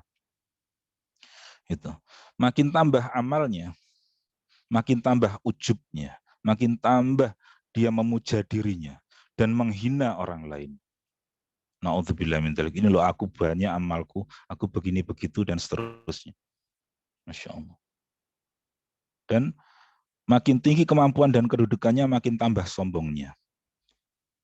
Satu hal, ketika seorang pemimpin itu sombong, maka malaikat itu tidak akan ridho kalau dia sampai bertaubat. Ini kisah tentang Fir'aun dalam Az-Zuhd Imam Ahmad. Ketika membaca itu saya takut sekali itu. Jadi Fir'aun ketika di tengah laut itu sebenarnya ketika air itu masih semata kaki. Itu dia sudah mulai menyadari bahwa dia itu sebenarnya bukan siapa-siapa. Dan dia hendak beristighfar. Dia hendak bermohon ampun kepada Allah. Dan malaikat Jibril tahu kalau dia memohon ampun itu. Langsung malaikat Jibril itu mengambil pasir laut, disumpalkan ke mulut Fir'aun itu. Sehingga Fir'aun tidak sempat berkata, astaghfirullahaladzim. Walaupun dia akhirnya bisa memuntahkan, tapi waktu itu air sudah sampai di batas bibirnya ini. Gitu. Dan kalau ruh sudah sampai di kerongkongan itu kan ditutup pintu taubat itu. Di Quran dia mengatakan, aman tu bi Rabbi Musa wa Harun. Aku beriman kepada Tuhannya Musa dan Harun, tapi terlambat itu. Jangan sampai seseorang itu sombong karena punya kemampuan dan kedudukan, karena dia akan ditutup jalannya untuk mendapatkan hidayah dari Allah, untuk bisa bertobat kepada Allah. Na'udzubillah min dzalik. Gitu. Apa yang tidak kita sombongkan? Rasulullah pernah meludah di tangan beliau dan ditampakkan di depan semua sahabatnya. Apa yang tidak kalian sombongkan? Sedang kita semua tercipta dari sesuatu yang lebih menjijikkan dari air ludah ini. Subhanallah. Ya, kita tercipta dari sesuatu yang lebih menjijikkan dari air ludah itu. Ada yang jadi presiden, ada yang jadi pemulung, ada yang jadi orang kaya, ada yang jadi orang miskin. Tapi semua tercipta dari sesuatu yang sama itu. Maka jangan sampai ketika kita mendapatkan level yang tinggi, kita kemudian menjadi seperti itu. Saya punya teman, dia dulu kepala kanwil, ya, teman perempuan, teman SD saya, sudah wafat, beliau kena kanker, semoga beliau syahid. Beliau wanita solihah, dan beliau dulu kepala kanwil bea cukai di Malang Raya sampai ke Banyuwangi. Kantornya dia itu ngurusi lebih dari 60 triliun. Beliau itu orangnya kaya karena suaminya yang sudah kaya, jadi yang kaya suaminya. Beliau itu cuma mengambil gajinya saja. Saya dulu sering ngisi pengajian di kantornya waktu beliau masih hidup. Tapi beliau melihat bagaimana kehidupan teman-temannya itu, bagaimana korupsi mereka dan seterusnya, dia tidak kuat, akhirnya resign. Dia resign, dan kemudian dia kena sakit kanker, beliau akhirnya meninggal. Tapi ketika meninggal itu berbondong-bondong, itu yang datang orang-orang miskin banyak, yang orang-orang di situ tidak ada yang kenal. Dan kemudian ditanya sama mereka, loh Anda ini siapa? Kami ini Bu Ivita, sahabat saya itu. Kami ini adalah orang yang selama bertahun-tahun dibantu kehidupan kami oleh Bu Ivita. Dan tidak ada satu manusia pun yang tahu sepanjang hidupnya itu. Kalau beliau membantu begitu banyak orang. Dan baru tahu ketika meninggalnya beliau itu. Gitu. Jadi beliau itu dekat sekali dengan orang miskin, membantu mereka dan seterusnya. Masya Allah. Gitu. Next berikutnya. Ahli hikmah itu disampaikan oleh Syekh Muhammad Ahmad Rashid. Fi quwwati qahril hawaladzah tazidu ala kulli ladzah. Berusaha sekuat tenaga menekan hawa nafsu itu adalah kelezatan. Kelezatan di atas kelezatan. Masya Allah. Jadi berusaha sekuat tenaga menekan hawa nafsu, dan bulan Ramadan adalah bulan yang tepat untuk menghadapi hawa nafsu itu. Dan menekan hawa nafsu itu adalah kelezatan, kelezatan di atas segala kelezatan. Masya Allah. Next, berikutnya. Okay. Ada 4 momen kebaikan yang paling berat untuk kita lakukan, setiap kita. Itu yang disampaikan oleh Ali bin Abi Thalib radhiyallahu anhu. Yang pertama, memaafkan ketika marah. Masya Allah. Ketika kita posisi marah, apalagi kedudukan kita tinggi dan seterusnya, dan kita disuruh memaafkan, maka memaafkan ketika marah itu sangat berat untuk melakukan. Tapi itu momen kebaikan. Yang kedua, berderma ketika pailit. Ketika kita dalam keadaan membutuhkan, kita bersedekah kepada orang lain. Yang ketiga, menjaga iffah, menjaga kesucian diri, menjaga diri dari dosa ketika dalam kondisi sendirian. Saya itu betapa banyak menghadapi orang yang na'udzubillah min dzalik, semoga saya tidak termasuk yang seperti itu, dan saya berusaha terus berjuang untuk itu. Di hadapan orang kita sebagaimana manusia suci, tapi ketika sendirian kita berbuat hal yang berbeda itu. Na'udzubillah min dzalik. Dan yang keempat, menyampaikan kebenaran pada orang yang ditakuti, atasan, pemimpin, dan lain sebagainya. Atau menyampaikan kebenaran pada orang yang diharapkan atau dicintai. Sering kita tidak bisa objektif ketika kita kemudian melihat kesalahan orang-orang yang kita cintai. Dan ini masalah nanti. Umar bin Khattab ketika mendengar putranya Abdurrahman bin Umar di Mesir itu kemudian minum khamr, maka beliau kemudian memanggil, jadi sudah dihukum sebenarnya sama Gubernur Amr bin As itu. Tapi Umar tidak kirim dia ke sini dalam keadaan terikat. Dari Mesir sampai ke Madinah itu dalam keadaan terikat. Dan di pasar, anaknya itu dipukuli, dicambuk itu. Dalam kitabnya Syekh Ali As-Solabi itu, Profesor Ali As-Solabi itu dikisahkan sampai mati anaknya. Jadi dia sangat mencintai putranya itu. Tapi jangan sampai nanti ditiru oleh anak-anak pemimpin sesudahku. Sampai mati anaknya. Masya Allah. Itu. Nah, 4 momen ini yang sering menjadi celah rawan perampasan dan pencurian oleh setan dari hati kita itu. Next, berikutnya. Intinya adalah ikhlas. Ya. Jadi untuk bisa melawan bisa menjalankan 4 kebaikan tadi itu adalah ikhlas. Kembali ke awal tadi, illa ibadaka minhumul mukhlasin. Ikhlas membuat seseorang mudah maafkan ketika marah. Ikhlas membuat seseorang ringan memberi meski ia membutuhkan. Ikhlas yang membuat seseorang tak memandang situasi dalam beramal. Dan juga menjauhi maksiat. Meskipun tak ada satupun yang melihat. Ikhlas membuat orang tak memandang risiko apapun dalam menyampaikan kebenaran. Dia tidak takut dengan apapun. Masya Allah. Next, berikutnya.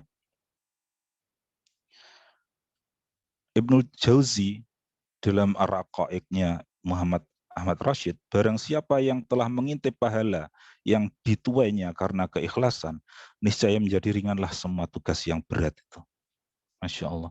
Kita berdakwah, kita meruqyah, kita menghadapi banyak masalah masyarakat sehari-hari. Saya tinggal di kampung dengan berbagai problematikanya. Gitu. Dan kita belajar untuk bisa berat sekali rasanya. Tapi kalau kita berusaha belajar untuk ikhlas, mudah-mudahan diringankan oleh Allah tugas yang berat itu. Next, berikutnya. Dalam kitab Al-Awaiq, Hasan Al-Banna itu mengatakan kunci kemenangan salafus sholih ada 3. Jadi salafus sholih itu orang-orang yang batasnya sampai Imam Ahmad bin Hambal.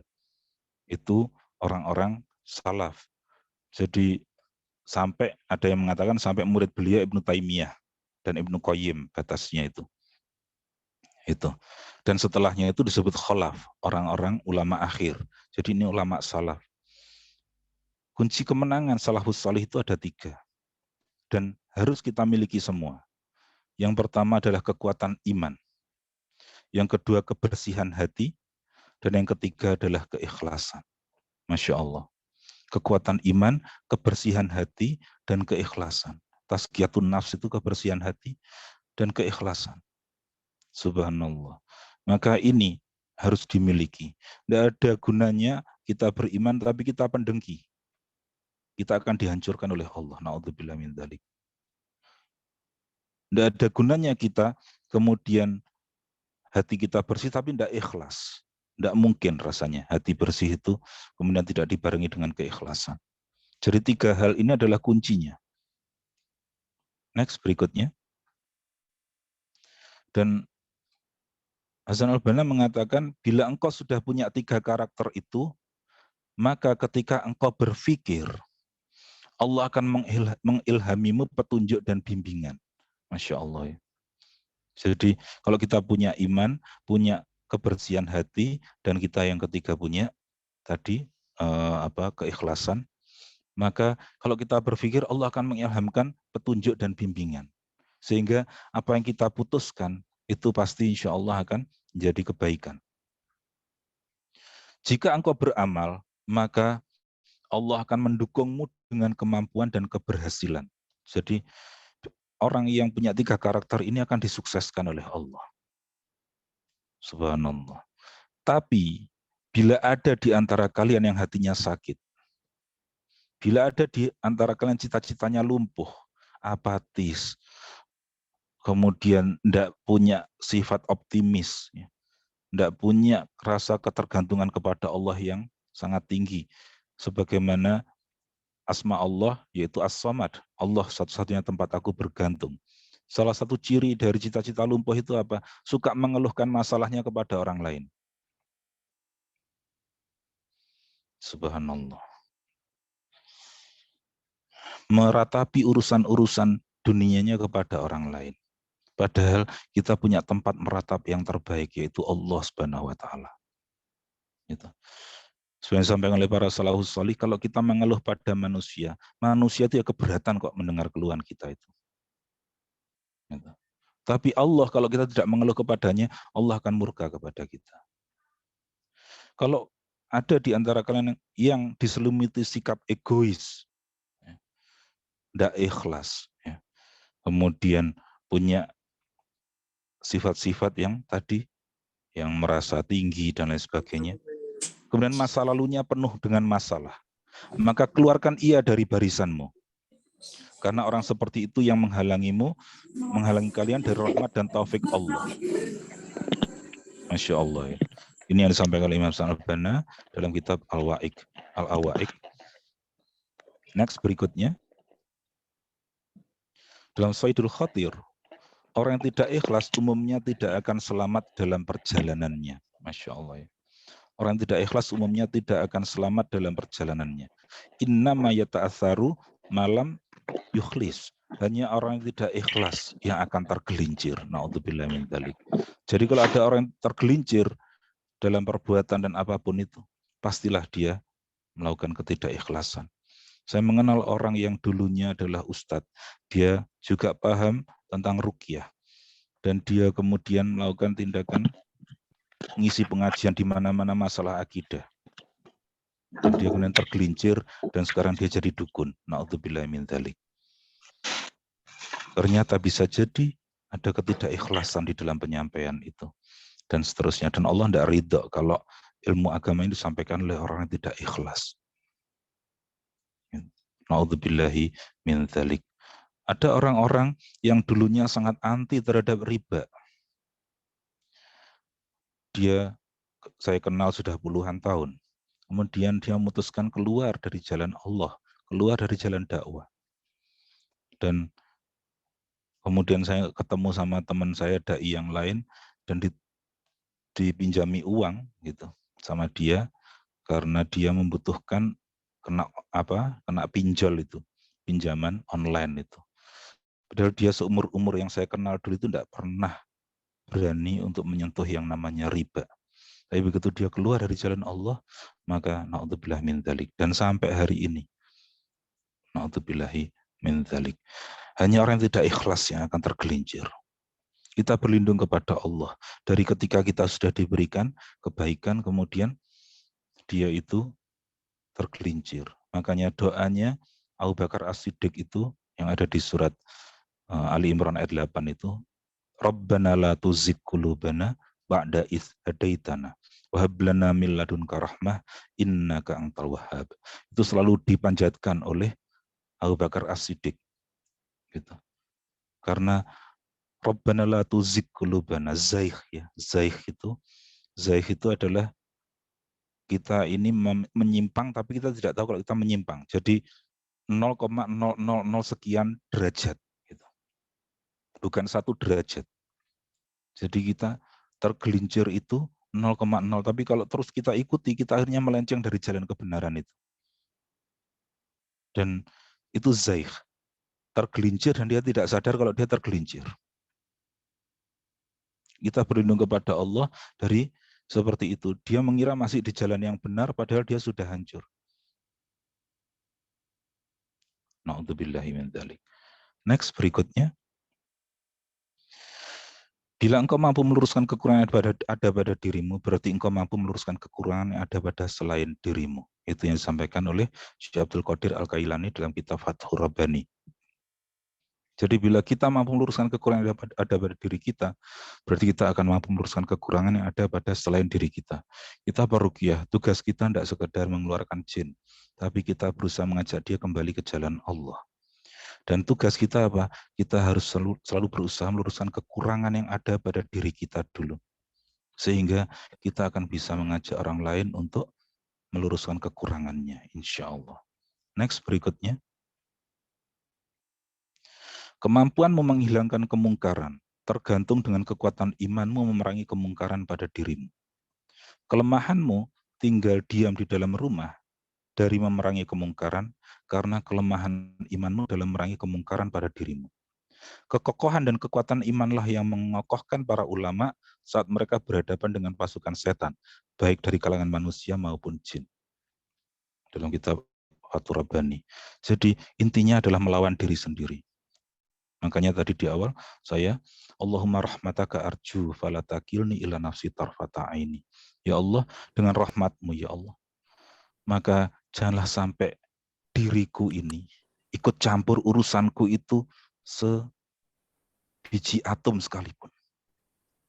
Jangan sampai, cukup engkau semuanya yang mengatur diriku. Aku tidak ikut-ikut ya Allah. Subhanallah. Dan ini yang kita harus kuatkan. Next berikutnya. Di akhir yang saya sampaikan, Imam Fudail bin Iyad menyampaikan, la ya'rifu riya ila mukhlis. Riya tak mungkin disadari kecuali oleh orang yang ikhlas. Maka kita belajar menjadi orang yang ikhlas supaya kita sadari kalau kita sedang berbuat riya.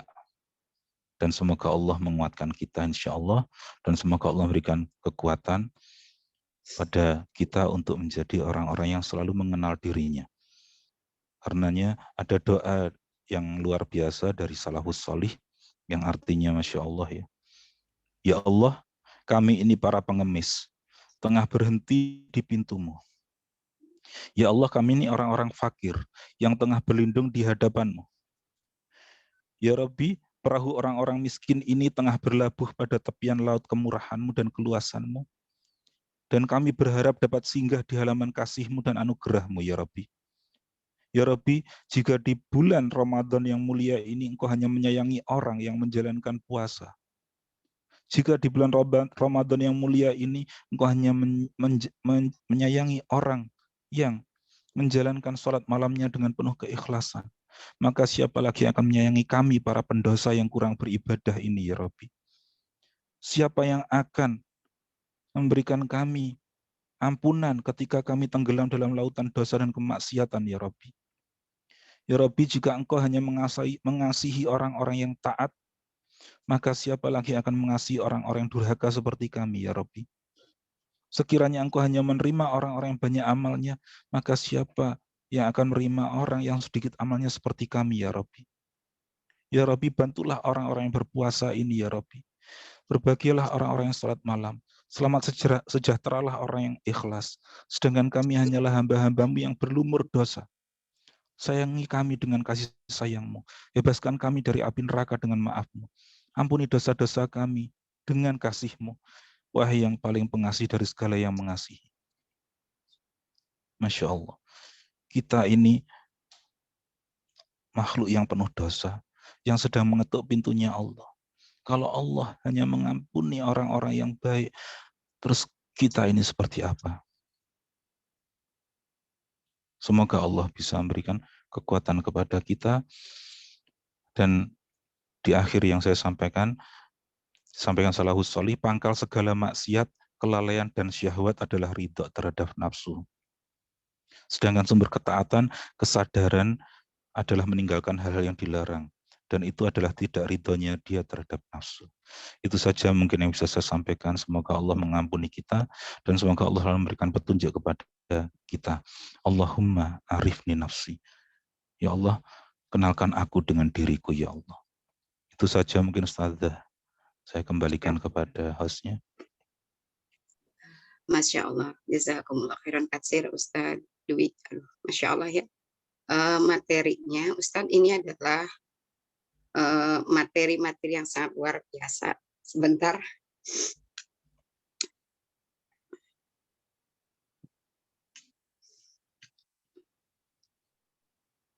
Ini pesertanya, ini Ustadz pesertanya umum Ustadz. Kalau Selasa biasa yang Ustadz isi itu perukiah semua. Kalau hari ini kita kelas umum, ya jamaah umum, Masya Allah Ibu-Ibu, sampai terbawa semuanya ya, Masya Allah Ustadz. Luar biasa, barokallah. Mudah-mudahan Allah merahmati Ustadz dalam hari ini untuk mempersiapkan bulan Ramadan. Penting sekali ya materi ini. sehingga memberikan muhasabah kepada kita semua. Silakan ibu-ibu boleh raise hand untuk bertanya atau mungkin bisa untuk menguatkan kembali materi atau mungkin ingin mempertanyakan sesuatu yang mungkin masih ada hal-hal yang ingin ditanyakan. Masya Allah materinya. Assalamualaikum warahmatullahi wabarakatuh. Waalaikumsalam warahmatullahi wabarakatuh. Perkenalkan, saya Ibu Yeti dari Palembang, Masya Allah. peserta kelas bahasa Arab. Masya Allah, barakallah. Hari Silakan Ibu Yeti. Hari Jumat. Saya ingin bertanya kepada Ustadz. Ada 2 pertanyaan saya. Pertama yaitu tadi Ustadz menerangkan tentang bahwa ketika Ramadan yang setan-setan dibelenggu, yang dibelenggu adalah setan kelas kakap. Kemudian pertanyaan saya, seperti apa yang dimaksud dengan kelas kakap dan kriteria kelas kakap ini artinya menggoda atau mengganggu manusia yang seperti apa? Yang kedua, yaitu ingin penjelasan tentang muhlasin, bahwa muhlasin katanya berbeda, lebih tinggi tingkatnya dari muhlisin. Apakah itu artinya orang yang ikhlas dalam menerima apapun ketentuan Allah, atau seperti apa, mungkin bahkan lebih dari itu? Terima kasih. Assalamualaikum warahmatullahi wabarakatuh.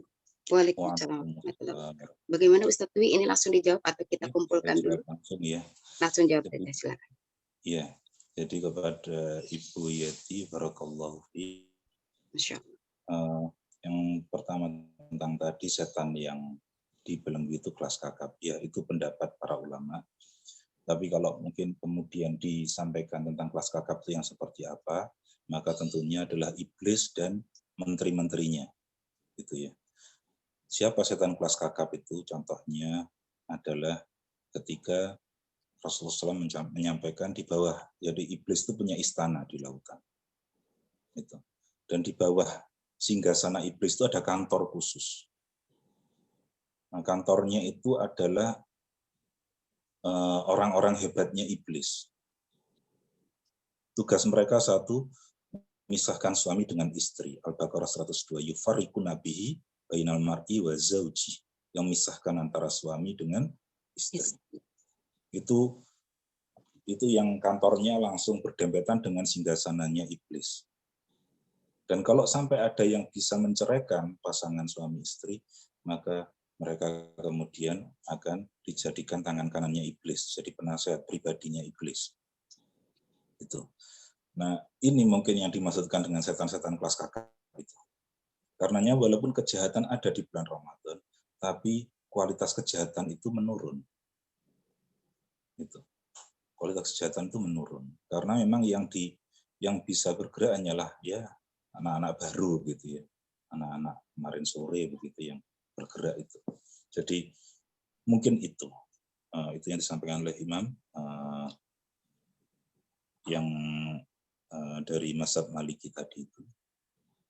Dan kita mengikuti apa yang disampaikan oleh para ulama-ulama dari kalangan salafus salih. Yang kedua adalah tentang pertanyaan Ibu yang terkait dengan mukhlasin. Ya, mukhlasin itu orang-orang ikhlas yang terpilih. Ada Bu orang yang ikhlas, gitu. Tapi dia mungkin secara kepahaman agama kurang. Sehingga dia kemudian akan membantu, saya ikhlas kok. Akhirnya dia membantu orang yang sebenarnya orang itu ternyata ingin berbuat jahat, dia bantu juga. Salah. Karena dia lugu gitu ya, dia itu ikhlas gitu, bantu gitu. Dan saya beberapa kali menemui orang-orang yang seperti itu. Saya ingin menolong orang gitu. Tapi kita lihat dulu siapa yang ditolongkan begitu. Nah itu. Nah ini yang harus dipahami, dan mukhlasin itu memang betul-betul orang yang berusaha untuk menyesuaikan dirinya sesuai dengan perintah Allah dan Rasulnya. Gambaran gampangnya adalah ucapan dari Amr bin As ketika beliau disurati oleh Khalifah Umar. Saya lepas jabatanmu sebagai penghimpun Baitul Mal. Karena kamu mau tak jadikan panglima perang untuk menghadapi Mesir. Apakah kamu bersedia? Karena Amr bin As juga sahabat besar Rasulullah SAW, sehingga Umar itu kalau menyampaikan itu memberikan satu pilihan, kamu mau enggak? Apa jawab Amr bin As? Amr bin As yang berkata, ya Amirul Mukminin, aku hanyalah salah satu dari panah-panah Islam. Dan engkau adalah pemanah. Terserah engkau, aku mau engkau panahkan kemanapun. Engkaulah yang memanahkan aku. Maka terserah engkau. Satu hal yang cuma aku inginkan, aku ingin berperan dalam hal-hal beramal di dalam Islam. Itu saja. Adapun amal-amal itu terserah engkau yang menentukan. Subhanallah. Ini sahabat yang luar biasa ya dalam menyampaikan. Itu orang-orang mukhlas. Makanya kenapa mereka sulit diganggu setan. Dan hari ini orang Muslim begitu mudah diganggu setan. Dan insya Allah mukhlasin itu ada di muka bumi. Dan mereka selalu ada. Karena tidak mungkin Allah menjelaskan kayak gitu kalau kemudian tidak ada orang yang dimaksud. Semoga Allah membuat kita menjadi salah satu golongan mukhlasin. Insya Allah. Gitu. Iya. Bagaimana Ibu? Sudah terjawab?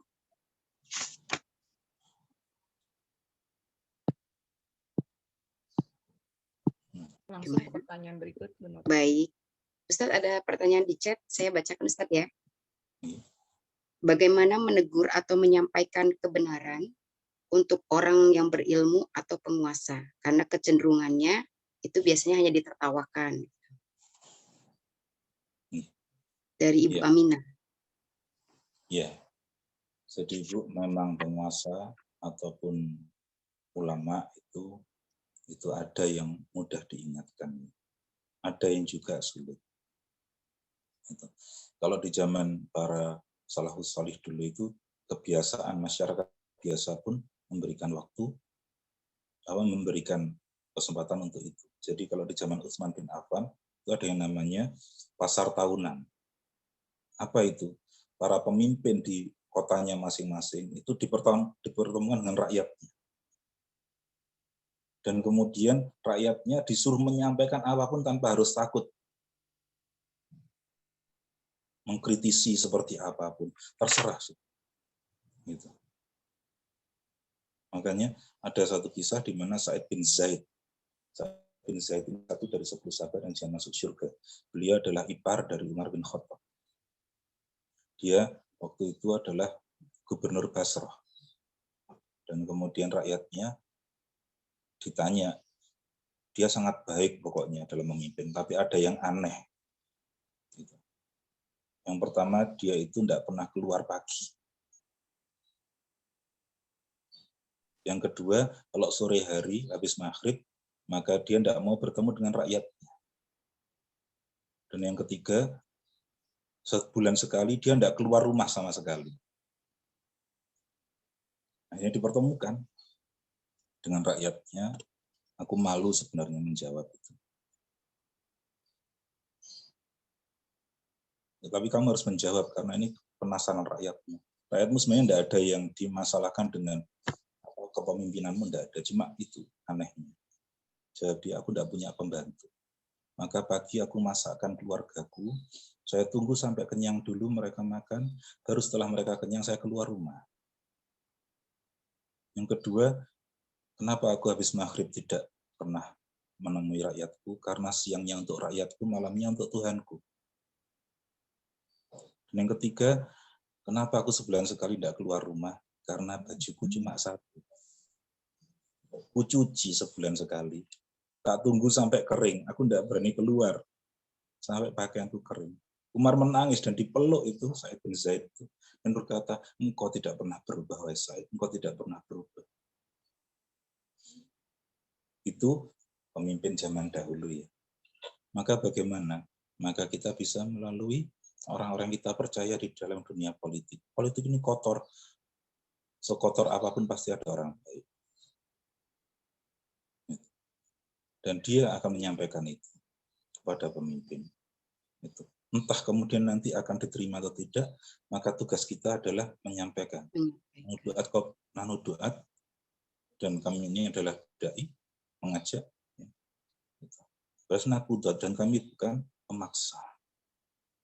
Gitu. Kalau pemimpin tidak mau diluruskan sama rakyatnya, dia akan dihancurkan oleh pemimpinnya. Gitu. Terus ulama gimana? Ketika kita meluruskan ulama, maka seperti yang disampaikan oleh Imam Syafi'i, kalau kamu mengingatkan aku, jangan di depan orang banyak. Berduaan saja denganku, sampaikan. Kalau kita juga tidak pede, kita bisa melalui orang-orang yang dipercaya oleh dia untuk mengingatkan. Itu. Jadi ini yang kita perlu sampaikan, bahwa mengingatkan itu pun ada adabnya dan ada itu ya yang kita sampaikan. Insya Allah itu ya, Ustazah. Ada lagi? Baik, sudah terjawab Bu Aminah? Atau ada yang mau disampaikan? Kalau tidak, saya baca yang selanjutnya, chat selanjutnya. Silahkan Bunda. Baik, dari ada pertanyaan tentang masalah mungkin ini keluarganya ya, laki-laki. Kalau bulan puasa sering batal puasa atau suka mimpi basah, apa itu termasuk, apa itu berbuat sehat atau nafsunya sendiri, Ustadz? Begitu. Mungkin dari keluarganya atau mungkin ada yang dikenal ya. Jadi mimpi basah itu bagian dari laki-laki gitu ya. Dan dia yang perlu dilakukan oleh dia adalah, jadi ketika seorang laki-laki itu banyak mimpi basah, itu karena memang banyak di pola pikirnya yang seperti itu. Maka dia harus mengalihkan, harus mentazkiyah dirinya. Dia harus mentazkiyah dirinya, apalagi di bulan Ramadan, untuk memikirkan hal yang bermanfaat daripada memikirkan hal yang seperti itu. Karena saya laki-laki juga, sehingga saya juga memahami yang seperti itu. Oh, orang ini berarti mohon maaf, pikirannya pasti banyak ke hal yang seperti itu. Maka beliau tugasnya adalah meluruskan apakah itu dari nafsunya. Iya, seperti yang disampaikan di Quran tadi itu. Tipu daya setan itu lemah sekali di surat An-Nisa. Sementara tipu daya lawan jenis itu besar sekali. Beda. Yang satu bicara setan, yang satu bicara hawa nafsu. Maka hawa nafsu ini yang harus dibenahi.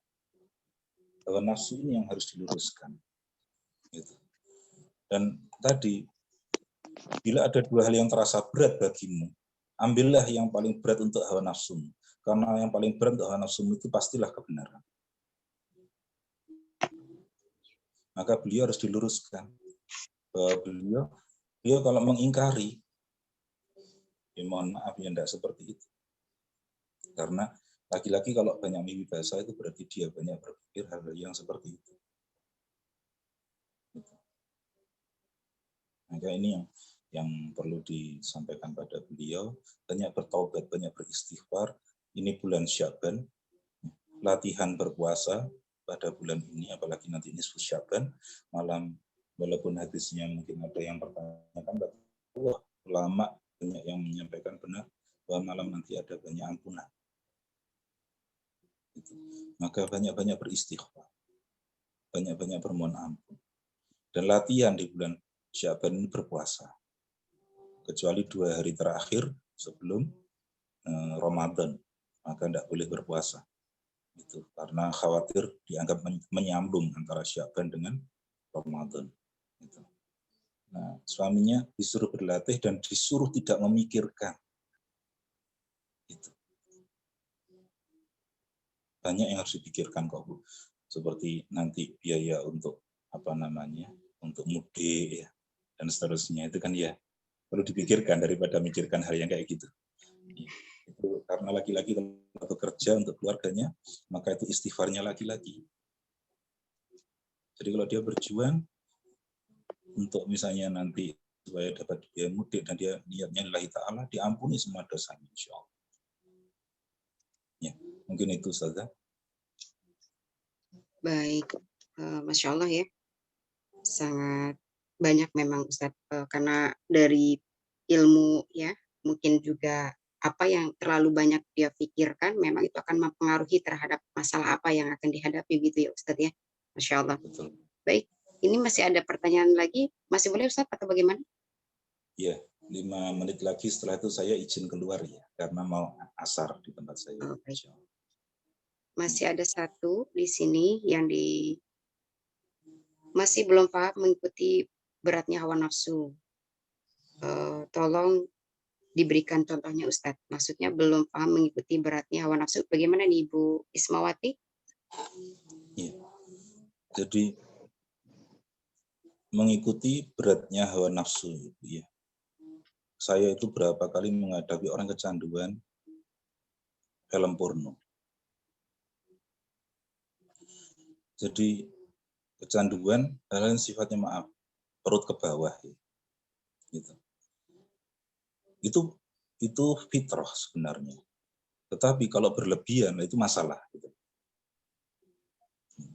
Saya dulu sekali pernah menyampaikan bahwa ketika seseorang itu pikirannya itu banyak ke urusan seks, maka apa yang dilakukan di otaknya itu, hormon dopamin itu akan membanjiri otaknya.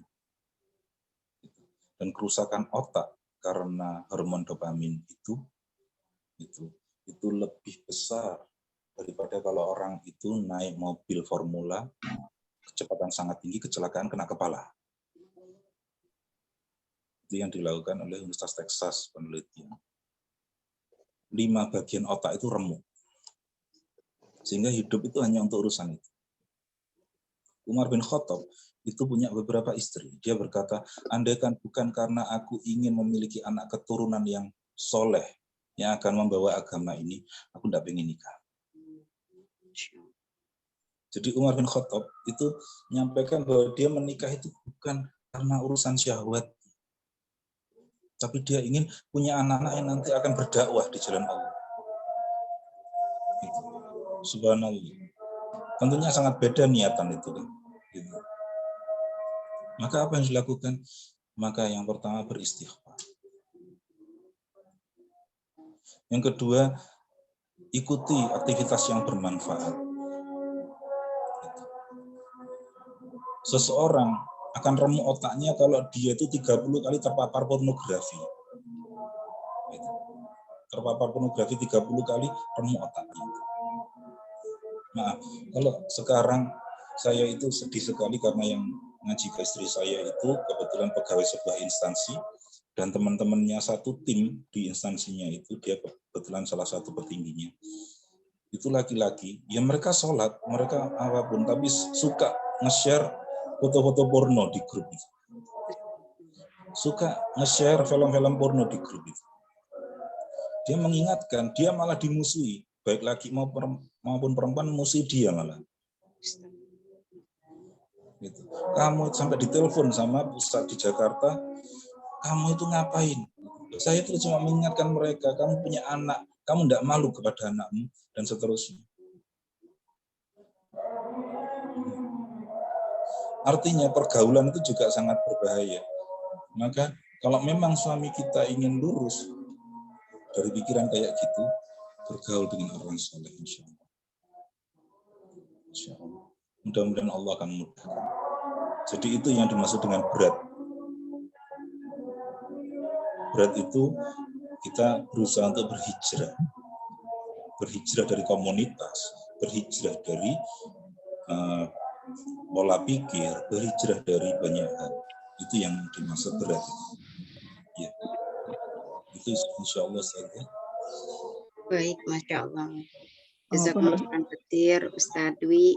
Semoga Allah memberikan banyak berkah rahmatnya untuk menjaga Ustadz, untuk tetap istiqomah dalam dakwah, menjaga keturunan dan keluarganya, hingga insya Allah bisa berkumpul lagi menjadi ahlul qurra sampai nanti di jannahnya Allah. Amin, amin. Saya mohon pamit dulu. Baik. Saya mohon maaf tidak bisa sampai akhir karena di sini jam asarnya sebentar lagi sudah azan. Mohon maaf dari kata-kata yang salah, mohon maaf atas semua kesalahan lisan saya wa minkum. Wassalamualaikum warahmatullahi wabarakatuh. Waalaikumsalam warahmatullahi wabarakatuh. Izin keluar saja. Ahlan Ustaz. Jazakumullah khair. Jazakallah khairan. Insyaallah. Ibu yang dirahmati Allah, alhamdulillah ya. Tadi materinya luar biasa. Ustazah, nanti ini langsung menuju doa atau ada materi lanjutan dari Ustazah Rahman Idrus? Waktu dan tepat dipersilakan Ustazah. Ya, baik. A'udzubillahi minasyaitonirrajim. Bismillahirrahmanirrahim. Assalamualaikum warahmatullahi wabarakatuh. Waalaikumsalam warahmatullahi wabarakatuh. Alhamdulillahirabbil alamin. Allahumma shalli ala sayyidina Muhammad wa ala ali sayyidina Muhammad. Allahumma inna na'udzu bika min an nusyrika bika syai'an na'lamu wa nastaghfiruka lima la na'lamu. Ya Allah, kami berlindung kepadamu dari kesyirikan-kesyirikan yang kami ketahui, dan kami bermohon ampunan-Mu dari sedikit saja kesyirikan yang tidak kami sadari. Amin, amin, ya Rabbal Alamin. Alhamdulillah, Masya Allah, jamaah semuanya, kajian online ini, salam rindu, salam cinta saya semuanya, karena hampir 1 tahun ini, TNTQ memang belum mengadakan kajian online untuk umum, dan saya rasa ini adalah perjumpaan kita, perjumpaan kerinduan kita semuanya, selain kelas-kelas online yang tetap ada secara rutin setiap pekannya.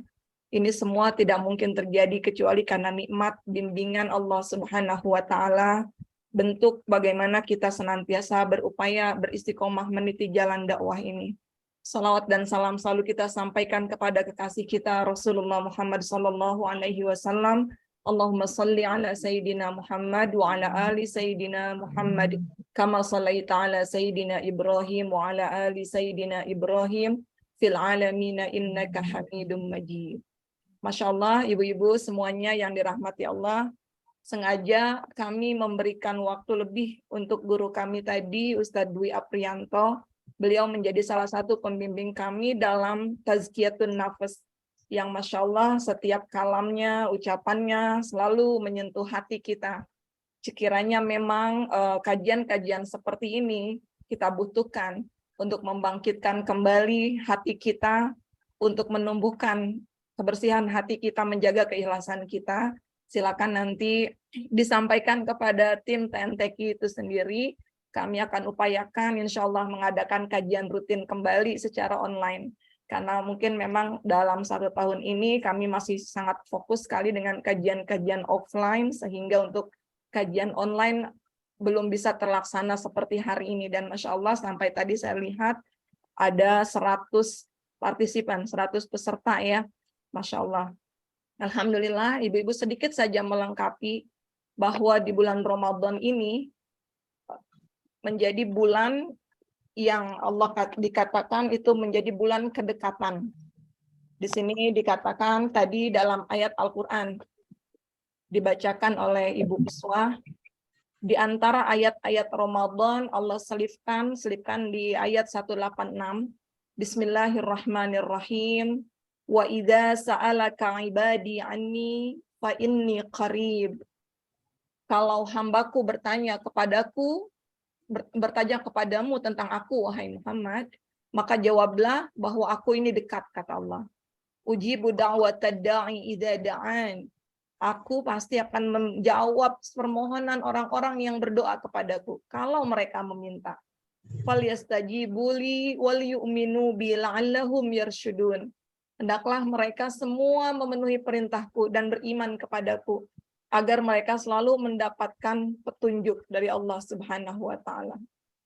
Ayat ini diturunkan ketika ada salah seorang sahabat bertanya kepada Rasulullah, "Ya Rasulullah, aqaribun rabbuna fanunadiahu?" Apakah Tuhan kita itu dekat ya Rasulullah, sehingga kami hanya perlu berbisik-bisik aja memintanya? Ambaidun rabbuna fanunadiahu? Ataukah Allah itu jauh ya Rasulullah, sehingga kami perlu berteriak-teriak memanggilnya? Maka saat itu Rasulullah berdiam. Kemudian Allah turunkan melalui malaikat Jibril ayat ini. Dan uniknya, ayat ini diletakkan di pertengahan di antara ayat-ayat seputar puasa, seputar bulan Ramadan. Yang artinya Allah memberikan sebuah waktu yang sangat berkualitas, waktu ketika Allah membuka jarak apapun itu, tiada jarak antara Allah dengan hamba di bulan Ramadan itu. Maka untuk memperoleh kedekatan itu, diantaranya adalah dengan doa. Ujibu da'watad da'. Kalau ada yang minta kepadaku, kata Allah, pasti akan aku kasih. Syaratnya minta dulu. Maka berdoa ini, ibu-ibu, ada dua yang memang menjadi dua jenis berdoa. Yang pertama, doa yang memang karena kita butuh. Ya kan, Bu? Doa kita butuh. Kalau kita ada hajat, kita doa. Sakit, minta disembuhkan, doa. Punya masalah berat, kita doa supaya diberikan jalan keluar.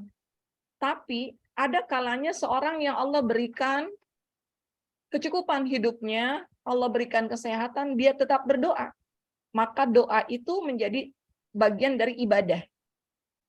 Ketika seorang berdoa untuk hajatnya, berarti secara otomatis dia sudah memenuhi doanya untuk sebagai juga ibadah untuk Allah Subhanahu wa Ta'ala.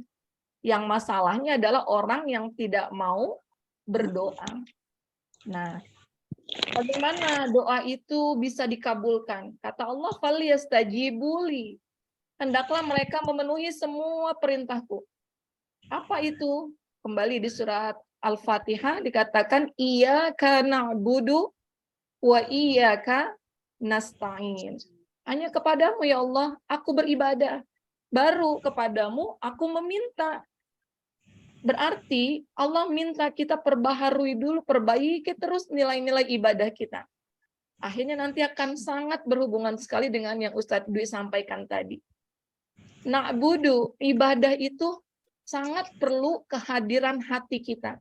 Hudurul qalb. Sangat dibutuhkan keikhlasan kita dalam meminta, dalam berdekatan dengan Allah. Mempersembahkan semua amal baik kita. Dibutuhkan kebersihan hati kita. Apa jadinya kalau ibadah kita hanya memenuhi rukun-rukun geraknya aja? Sempurna cara ruku kita, sempurna cara sujud kita, sempurna bacaannya, makhrajnya bagus, tetapi hatinya tidak hadir kepada Allah Subhanahu wa Ta'ala. Dakwahnya punya strategi yang baik, pemikirannya sangat visioner ke depan, punya program-program baik, tetapi tidak ada keikhlasan di dalamnya. Tadi Ustadz disampaikan, hati-hati ketika kita sedang menyampaikan kebenaran, ada hati yang terkotori. Allah tidak akan ridho dan Allah gelincirkan orang tersebut. Maka bentuk Allah ijabah doa-doa kita, diantaranya adalah karena kebersihan hati, karena keikhlasan kita. Bahkan kadang-kadang dalam berdoa aja kita masih belum ikhlas. Dalam berdoa aja kita masih memikirkan ini, itu, dan lain sebagainya. Wal yu'minu bi. Dan Allah sampaikan, hendaklah mereka semua beriman kepadaku. Dengan segenap keimanannya. Iman artinya ada di hati. Di antara bentuk iman kita adalah kita ridho dengan segala ketetapan Allah Subhanahu wa Ta'ala. Lalu apa jadinya? Kita berdoa, tetapi kita masih belum meyakini apapun yang terjadi dalam hidup kita adalah yang terbaik yang Allah gariskan selama ini. Bagaimana mungkin kita berdoa minta, ya Allah, sembuhkan aku dari sakitku ya Allah. Ini karena si fulan ya Allah. Karena dia begini begitu jadilah aku sakit hari ini. Karena dia menzalimi aku ya Allah. Maka jatuh sekarang urusan rumah tanggaku hari ini. Artinya kita belum sepenuhnya menyandarkan keimanan kita kepada Allah Subhanahu wa Ta'ala. Maka bulan Ramadan menjadi bulan kedekatan kita. Ayo banyak-banyak doa dengan sepenuh hati kita. Hadirkan segala hati kita di hadapan Allah Subhanahu wa Ta'ala. Ulama mengatakan ketika engkau berdoa, maka seakan-akan engkau berada di tengah ombak lautan, engkau terombang-ambing, tidak ada satupun yang bisa engkau pegang kecuali Allah Subhanahu wa Ta'ala. Kecuali pertolongan Allah Subhanahu wa Ta'ala. Masya Allah. Sebentar lagi kita akan berjumpa dengan Ramadan, ibu-ibu semuanya. Dalam sebuah riwayat dikatakan ada salah seorang sahabat ya namanya Thalhah bin Abdillah. Dia bermimpi, Thalhah bin Abdillah itu bermimpi ada 2 orang pemuda yang selalu bersama-sama. Dan mereka masuk Islam. Pemuda yang pertama dia beriman, berislam dengan sungguh-sungguh, berdedikasi untuk berperang di jalan Allah Subhanahu wa taala sampai dia meninggal dunia syahid ketika perang. Kemudian pemuda yang kedua, dia pun meninggal setahun setelah sahabatnya, tapi bukan dalam keadaan perang. Maka Thalhah bin Abdillah itu bermimpi seakan-akan dia berada di depan pintu surga. Dipanggillah satu persatu penghuni surga. Dan yang membuat dia heran, kaget, bahwa pemuda kedua yang meninggal lebih belakang daripada temannya yang syahid itu dipanggil lebih awal masuk ke surga.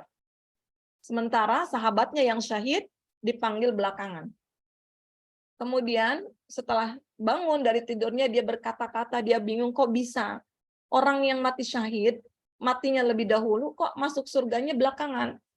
Sementara temannya yang meninggalnya biasa setelah wafatnya sahabatnya itu 1 tahun setelahnya dia malah dipanggil duluan masuk surga.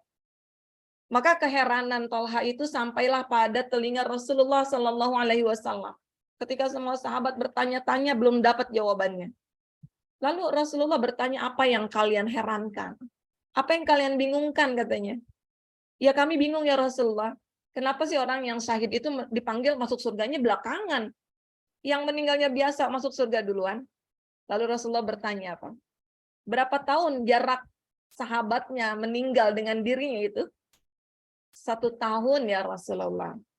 Dan Rasulullah berkata, bukankah dalam 1 tahun itu dia sudah berjumpa dengan Ramadan? Berapa rakaat yang dia lakukan selama Ramadan? Berapa banyak doa-doa yang dia panjatkan di bulan Ramadan? Masya Allah. Maka Ibu, selalu kita berdoa kepada Allah. Para ulama mengajarkan, Allahumma barik lana fi Rajab wa Sya'ban wa balighna Ramadan. Ya Allah, sampaikan, ya Allah, berkahi kami di bulan Rajab. Rajab sudah berlalu, ya Allah. Berikan kami amalan-amalan terbaik, terima ibadah kami di bulan Rajab yang lalu. Wa Sya'ban, saat ini kami sedang berada di bulan Sya'ban, ya Allah. Mampukan kami untuk menyirami bibit-bibit yang sudah kami tanam di bulan Rajab. Wa balighna Ramadan, ya Allah. Sampaikan usia kami berjumpa dengan Ramadan. Karena masih banyak dosa-dosa yang perlu kami taubati kepadamu, ya Allah. Karena begitu banyak hajat kami. Banyak yang akan kami minta, ya Allah. Banyak getaran hati kami. Yang mungkin sampai saat ini kami belum menyadari kehilafan kami. Kami belum menyadari bahwa kami ini belum ikhlas dalam setiap gerak ibadah kepadamu, ya Allah. Maka di bulan Ramadan disampaikan tadi ketika setan-setan dibelenggu. Semoga Allah sadarkan kita bahwa ternyata amalan-amalan kita berada di ambang keikhlasan. Kita belum ikhlas mengerjakan segala sesuatunya karena Allah Subhanahu wa taala. Subhanallah. Maka Allah sampaikan, wa idza sa'alaka ibadi anni fa inni qarib. Kalau ada yang bertanya kepadamu Muhammad tentang aku, jawab, aku dekat. Aku tahu apa yang mereka sampaikan. Aku tahu apa yang mereka rasakan. Aku paham apa yang akan mereka katakan kepadaku. Dan ketika mereka meminta, mereka angkat tangan kepadaku, wahai Muhammad, sungguh tidak akan pernah ada penolakan dari seorang dari Allah, dari Rabb yang maha menerima, yang maha memelihara untuk hambanya yang lemah itu. Maka ibu-ibu, hari ini dalam perkumpulan yang penuh berkah, insya Allah kita bersama-sama, mari kita bermuhasabah. Kita sungguh-sungguh mengangkat tangan kita bermohon kepada Allah Subhanahu wa taala. Semoga Allah panjangkan usia kita berjumpa dengan Ramadan. Semoga Ramadan ini menjadi Ramadan terbaik dalam hidup kita. Untuk mentaubati dosa-dosa kita. Memaafkan saudara-saudara kita. Jika Allah sampaikan tahun yang akan datang berjumpa Ramadan, semoga Ramadan itu pun menjadi lebih baik lagi dari Ramadan tahun ini. Amin, amin, ya Rabbal Alamin. Mari sama-sama kita angkat tangan kita tundukkan hati kita sungguh-sungguh. Bahkan dalam berdoa pun kita belum tahu keikhlasan kita dalam berdoa. Ketika air mata turun berlinang mengakui dosa-dosa kita, mengakui ketidakberdayaan kita. Semoga Allah limpahkan keikhlasan dalam berdoa. Illa ibadaka minhumul mukhlasin. Kata Allah di Al-Quran, kecuali hambamu yang ikhlas ketika iblis mengganggu. Semoga kita termasuk orang-orang yang ikhlas dalam setiap ibadah kita. Astaghfirullahaladzim, astaghfirullahaladzim, astaghfirullahaladzim. A'udzu billahi minasyaitonir rajim. Bismillahirrahmanirrahim. Hamdan syakirin, hamdan na'imin, hamdan yuafi ni'amahu wa yukafi'u mazidah. Ya Rabbana lakal hamdu wa lakas syukru kama yanbaghi li jalali wajhikal karim wa li'azimi sultanik. Mari sampaikan syukur kita sungguh-sungguh kepada Allah Subhanahu wa taala dengan hati yang ikhlas, mengakui betapa besar rahmat dan karunia Allah selama ini yang kita terima. Diberikan badan yang sehat, otak yang mampu masih mencerna ilmu-ilmu yang selalu kita datangi melalui kajian-kajian yang ada hari ini. Diberikan rizki, diberikan nikmat taat dan istiqomah bisa duduk berkajian di majelis ini. Maka untuk semua nikmat Allah ucapkan Alhamdulillahi Rabbil Alamin. Semoga kita menjadi hamba yang ikhlas memuji Allah, ikhlas mengakui semua kebesaran Allah. Alhamdulillahi Rabbil Alamin. Khairud doa, alhamdulillah. Sebaik-baiknya doa adalah alhamdulillah. Doa penghuni surga adalah alhamdulillah. Mari kita latih keikhlasan kita memuji Allah. Berterima kasih kepada Allah Subhanahu wa taala. Alhamdulillahi Rabbil Alamin. Alhamdulillahi Rabbil Alamin. Allahumma salli ala Sayyidina Muhammad wa ala ali Sayyidina Muhammad wa sallim an ashabi Rasulillahi ajma'in. Alhamdulillahi Rabbil Alamin. Allahumma inna nas'aluka bi anna nashhadu annaka anta Allah. La ilaha illa anta al-ahadus samad. Alladzi lam yalid wa lam yulad wa lam yakul lahu kufuwan ahad. Ya Allah, hari ini kami bersaksi ya Allah, bahwa Engkaulah satu-satunya Tuhan kami. Engkaulah Allah. Tiada Tuhan selain Engkau satu-satunya ya Rabb. Engkau tidak beranak dan tidak diperanakan. Engkau tempat kami meminta. Engkau tempat kami bergantung ya Allah. Allahumma inna nas'aluka bi anna lakal hamdu.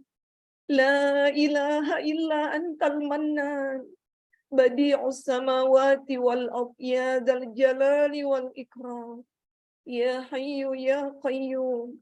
Wa ilahukum ilahu wahid. La ilaha illa huwa ar-rahmanur rahim. Allahumma anta rabbuna. La ilaha illa anta khalaqtana. Fanahnu ibaduk. Wa nahnu ala wa'dika wa ahdika mastata'na. Na'udzu bika min syarri ma sana'na. Nabu'u laka bi ni'matika 'alaina. Wa nabu'u bi dhunubina faghfir lana. Fa innahu la yaghfiru dzunuba illa anta. Ya Allah, Engkau Rabb yang memelihara kami. Engkau Rabb yang maha mencukupi semua kebutuhan kami. Tiada yang patut disembah kecuali Engkau ya Allah. Kami hidup di atas perjanjian untuk-Mu. Kami hidup berada dalam ikatan syariat-Mu ya Allah. Kami mengakui semua nikmat yang Engkau berikan kepada kami. Dan kami pun mengakui betapa banyak dosa dan kesalahan dalam hidup kami, ya Allah. Berapa besar maksiat yang kami lakukan kepadamu, ya Allah. Mohon ampuni kami, ya Allah. Berikan kami nikmat beribadah di bulan Ramadan karena dosa-dosa yang Kau ampuni, ya Allah. Faghfir lana, fa innahu la yaghfiru dzunuba illa anta. Sungguh kepada siapa kami bermohon ampunan selain Engkau, ya Allah. La ilaha illa anta. Subhanaka inna kunna minal zalimin. Ya Allah, kami mengakui tidak Tuhan selain Engkau yang patut kami sembah. Setiap tahun Kau pertemukan kami dengan Ramadan. Namun kami belum juga menyadari bahwa betapa banyak dosa-dosa kami sehingga Engkau sampaikan kami berjumpa lagi dengan Ramadan. Engkau buka pintu taubat itu untuk kami, ya Allah. Ampuni dosa-dosa kami. Ampuni semua kezaliman-kezaliman kami. Allahumma Rabbana la tu'akhidna in nasina aw akhtana.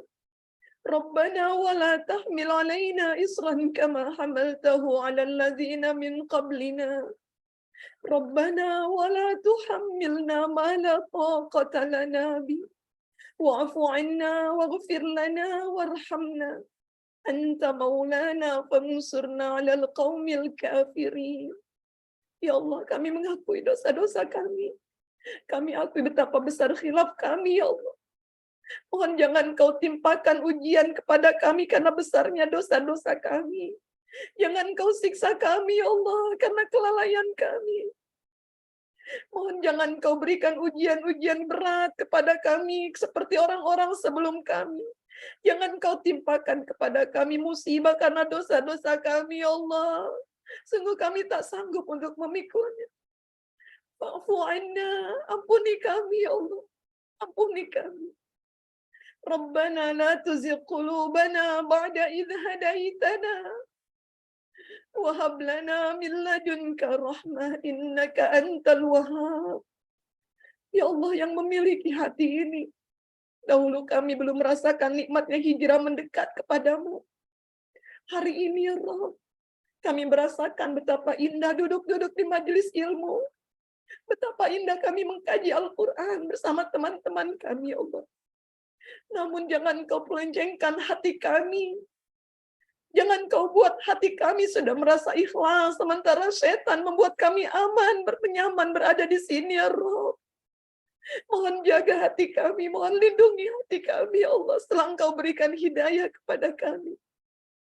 Rabbana ghfir lana wa liwalidina warhamhum kama rabbawna shighara. Rabbana hab lana min azwajina wa dhurriyyatina qurrata a'yun waj'alna lil muttaqina imama. Ya Allah, jadikan duduknya kami di majelis ini walaupun dari rumah kami masing-masing, ya Allah. Jadikan pengorbanan waktu kami, tenaga kami hari ini menjadi wasilah, menjadi asbab Engkau ampuni dosa-dosa kami. Engkau ampuni dosa orang tua kami. Engkau ampuni suami dan anak-anak kami, ya Allah. Menjadi wasilah Engkau perbaiki diri kami menjadi ibu dan istri yang salihah untuk keluarga kami. Menjadi wasilah Engkau salihkan suami kami menjadi imam, pemimpin dalam rumah tangga kami, ya Rabb. Menjadi wasilah Engkau salihkan anak-anak dan keturunan kami. Rabbana hablana minas salihin. Rabbana hablana minas salihin. Rabbana hablana minas salihin. Allahumma barik lana fi Sya'ban wa ballighna Ramadan wa ballighna Ramadan wa ballighna Ramadan. Ya Allah, berkahi amal kami, terima amal kami di bulan Rajab, berkahi kami di bulan Sya'ban ini. Mohon sampaikan usia kami berjumpa dengan Ramadan, ya Allah. Karena begitu banyak dosa-dosa kami. Karena begitu kotornya hati kami, diri kami, ya Allah. Izinkan kami berjumpa dengan Ramadan. Menuai semua amal saleh yang Kau ridho, ya Allah. Allahumma a'inna ala dzikrika wa syukrika wa husni ibadatik. Ya Allah, sekuat apapun azam kami untuk beribadah, sebagus apapun ilmu yang Kau berikan kepada kami, sungguh kami tak mampu melakukan apapun ibadah terbaik tanpa bantuan-Mu, ya Allah. A'inna, bantu kami, ya Allah. Bantu hati kami untuk senantiasa bersyukur kepadamu. Bantu hati kami untuk senantiasa mengingat kebesaran-Mu, ya Allah. Bantu hati kami untuk senantiasa menghadirkan Engkau dalam setiap gerak dan perkataan kami. Bantu kami, ya Allah, untuk senantiasa melakukan amal salih yang terbaik yang Engkau ridho. Hasbunallah wa ni'mal wakil. Ni'mal maula wa ni'mal nasir. Wala hawla wala quwwata illa billahil aliyyil azim. Rabbana Allahumma ati anfusana taqwaha wa zakkiha fa anta khairu man zakkaha. Anta waliyuha wa maulaha. Ya Allah, kami bermohon ketakwaan untuk jiwa-jiwa kami. Jika ada di antara kami, ya Rabb, di pertengahan Sya'ban ini, masih ada yang menyimpan amarah. Masih ada yang belum mampu memaafkan saudaranya. Masih ada yang menyimpan kesal, dengki, dan hasad, dan sebagainya, ya Allah. Mohon hilangkan, ya Allah. Mohon bersihkan hati kami. Berikan kami kemampuan untuk memaafkan orang-orang yang telah menzalimi kami, ya Allah. Berikan kami kemampuan mendoakan kebaikan untuk mereka semuanya, ya Allah. Mohon ampuni dosa-dosa mereka yang telah zalim kepada kami. Mohon terima amal ibadah mereka, limpahkan kebaikan-kebaikan untuk mereka, ya Allah. Catatlah mereka sebagai penghuni surga-Mu, ya Rabb. Rabbana atina fid dunya hasanah wa fil akhirati hasanah wa qina adzabannar wa qina adzabannar wa qina adzabannar wa adkhilnal jannata ma'al abrar ya aziz ya ghaffar. Subhana rabbika rabbil izzati amma yasifun wa salamun 'alal mursalin walhamdulillahi rabbil alamin. Amin amin ya rabbal alamin. Insyaallah saya mewakili tim TNTQ seluruhnya, khususnya kepada jamaah yang jauh yang kita belum ditakdirkan untuk bisa berjumpa di kajian-kajian offline. Saya mohon maaf jika selama ini banyak kesalahan-kesalahan dalam berkomunikasi di grup-grup WA ataupun komunikasi secara virtual untuk jawaban-jawaban pertanyaan-pertanyaan yang belum tepat, kalimat yang belum sampai kepada hati jamaah semuanya. Untuk respon WA yang mungkin terlewat, saya belum bisa balas satu persatu. Mohon dimaafkan, semoga Allah mengampuni dosa-dosa kami mengemban amanah ini. Insya Allah untuk jamaah yang dekat kita masih ada satu kali pertemuan, ada hari Selasa yang akan datang. Kita akan berkumpul di Masjid Imanuddin. Insya Allah kita akan melaksanakan terapi Quran bersama-sama dalam rangka upaya membersihkan jiwa kita, dengan harapan kita masuk ke Ramadan dengan hati yang bersih, jiwa-jiwa yang kuat insyaallah. Barakallahu fikum, Rabbana taqabbal du'a. Amin amin ya rabbal alamin. Wassalamualaikum warahmatullahi wabarakatuh. Waalaikumsalam warahmatullahi wabarakatuh. Jazakumullah khairan katsir Ustazah Rahman Idrus atas ilmu, waktu, dan kesabarannya. Semoga Allah memberikan banyak kebaikan, keberkahan untuk beliau sehingga terus istiqomah dalam dakwah, diberikan keluarga-keluarga yang nantinya terus menguatkan dalam dakwah dan terus juga mendapatkan kebaikan-kebaikan. Amin ya rabbal alamin. Insyaallah ibu-ibu, untuk hari ini Allahumma arifni nafsi, insyaallah Allah tunjukkanlah tentang diri kami ya. Masya Allah, mudah-mudahan ini menjadi bekal yang bagian rahmat dari Allah untuk kita semua ya, untuk bisa lebih baik dari Ramadan sebelumnya.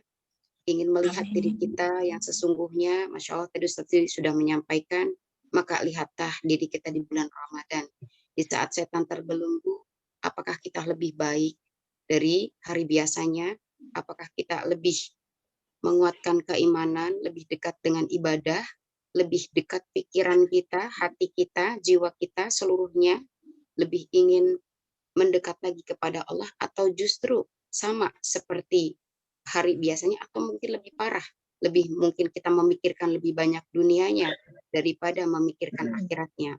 Maka inilah Allah ingin memberikan kepada kita lewat kajian online ini, Masya Allah ya. Maka lihatlah diri kita di waktu bulan Ramadan. Mudah-mudahan dengan materi yang sudah dipaparkan itu akan semakin membawa kita lebih mendekatkan diri, lebih ingin dekat dengan Allah, lebih ingin dekat dengan ibadah-ibadah yang untuk memohon pada Allah untuk diampuni dosa-dosa kita, karena kita belum tentu bisa bertemu di bulan, di tahun yang berikutnya. Dan Masya Allah, ini adalah kita jadikan ya, mudah-mudahan bulan Ramadan nanti sebagai bulan untuk mensukseskan 11 bulan lainnya ya, karena keberhasilan kita Dengan kita melihat siapa diri kita, mudah-mudahan membawa kita menuju perubahan yang lebih baik. Masya Allah, efek mengenal diri, bila kita tidak mengenal diri, maka ada dua ya. Kalau kita terlalu meninggikan diri kita, kita akan semakin sombong. Bila kita tidak berhasil, maka kita akan menjadi orang-orang yang minder. Masya Allah, mengenalkan diri itu adalah mengenal siapa penciptanya, untuk apa kita diciptakan, dan nantinya akan membawa menjadi orang-orang yang menuju kemenangan. Kunci kemenangan menurut Syekh Hasan Al-Banna adalah satu, imannya, kedua adalah bersih hatinya, yang ketiga adalah ikhlas. Mudah-mudahan Allah memberikan kemenangan di bulan Ramadan menuju ke Syawal nantinya. Amin amin ya rabbal alamin. Informasi berikutnya untuk mudah-mudahan untuk jamaah semua merasa sangat luar biasa ya pertemuan ini. Insya Allah nanti akan dilanjutkan ya Ustazah ya. Insya Allah. Apakah ya peserta semua juga bisa tergabung di seluruh Indonesia ya, Masya Allah. Kemudian untuk informasi menuju sodakoh bisa dimasukkan ke Yayasan TNTQ BCA Syariah 0011032018. Mudah-mudahan menjadi bagian amal yang akan terus membawa keberkahan karena dipakai dalam hal-hal dakwah berupa Al-Quran. Amin ya rabbal alamin. Cukup untuk itu saja Ustazah hari ini. Kita foto bersama dulu ya Ibu-ibu. Baik. Mohon dibuka videonya, insya Allah sebagai kenang-kenangan kebersamaan kita dalam kajian online ini. Slide pertama, silakan. Saya kasih aba-aba. Sudah dibuka ya, 1, 2, 3. Bentar. Selanjutnya slide kedua. Sampai 4 slide nih, Masya Allah. 1, 2, 3. Baik, sudah. Nanti kita share di grup TNTQ ya. Selanjutnya slide ketiga. Silakan senyum terbaiknya. Semoga Allah berikan kebaikan-kebaikan. 1, 2, 3. Ya. Sebentar. Slide berikutnya, slide keempat. Ini nggak ada yang buka kamera, ini nggak apa-apa. Yang penting namanya tertulis ya. 1, 2, 3. Ya, sudah. Alhamdulillah. Jazakumullah khair. Insya Allah, jika sekiranya kajian ini bermanfaat untuk ibu-ibu, mungkin kami akan kembali mengadakan kajian-kajian online meskipun tidak sebulan sekali, ada 2 bulan atau 3 bulan sekali. Silakan sampaikan saja harapan-harapannya. Kita insya Allah akan memfasilitasi dakwah bersama-sama. Barakallahu fikum. Amin, amin. Baik. Masya Allah. Mudah-mudahan ini akan bawa kebaikan semuanya. Baik Ibu, mari kita tutup forum ini dan tolong dibukakan pintu maaf atas segala semua kekurangan-kekurangan kami. Mudah-mudahan Allah terus memberikan kesempatan untuk kita terus memperbaiki diri tanpa lalai memperbaiki orang lain. Amin ya rabbal alamin. Kita tutup dengan istighfar. Astagfirullahaladzim. Subhanakallahumma wa bihamdika asyhadu an la ilaha illa anta astaghfiruka wa atubu ilaik. Wabillahi taufiq wal hidayah. Assalamualaikum warahmatullahi wabarakatuh. Waalaikumsalam warahmatullahi wabarakatuh. Assalamualaikum. Tutup ya.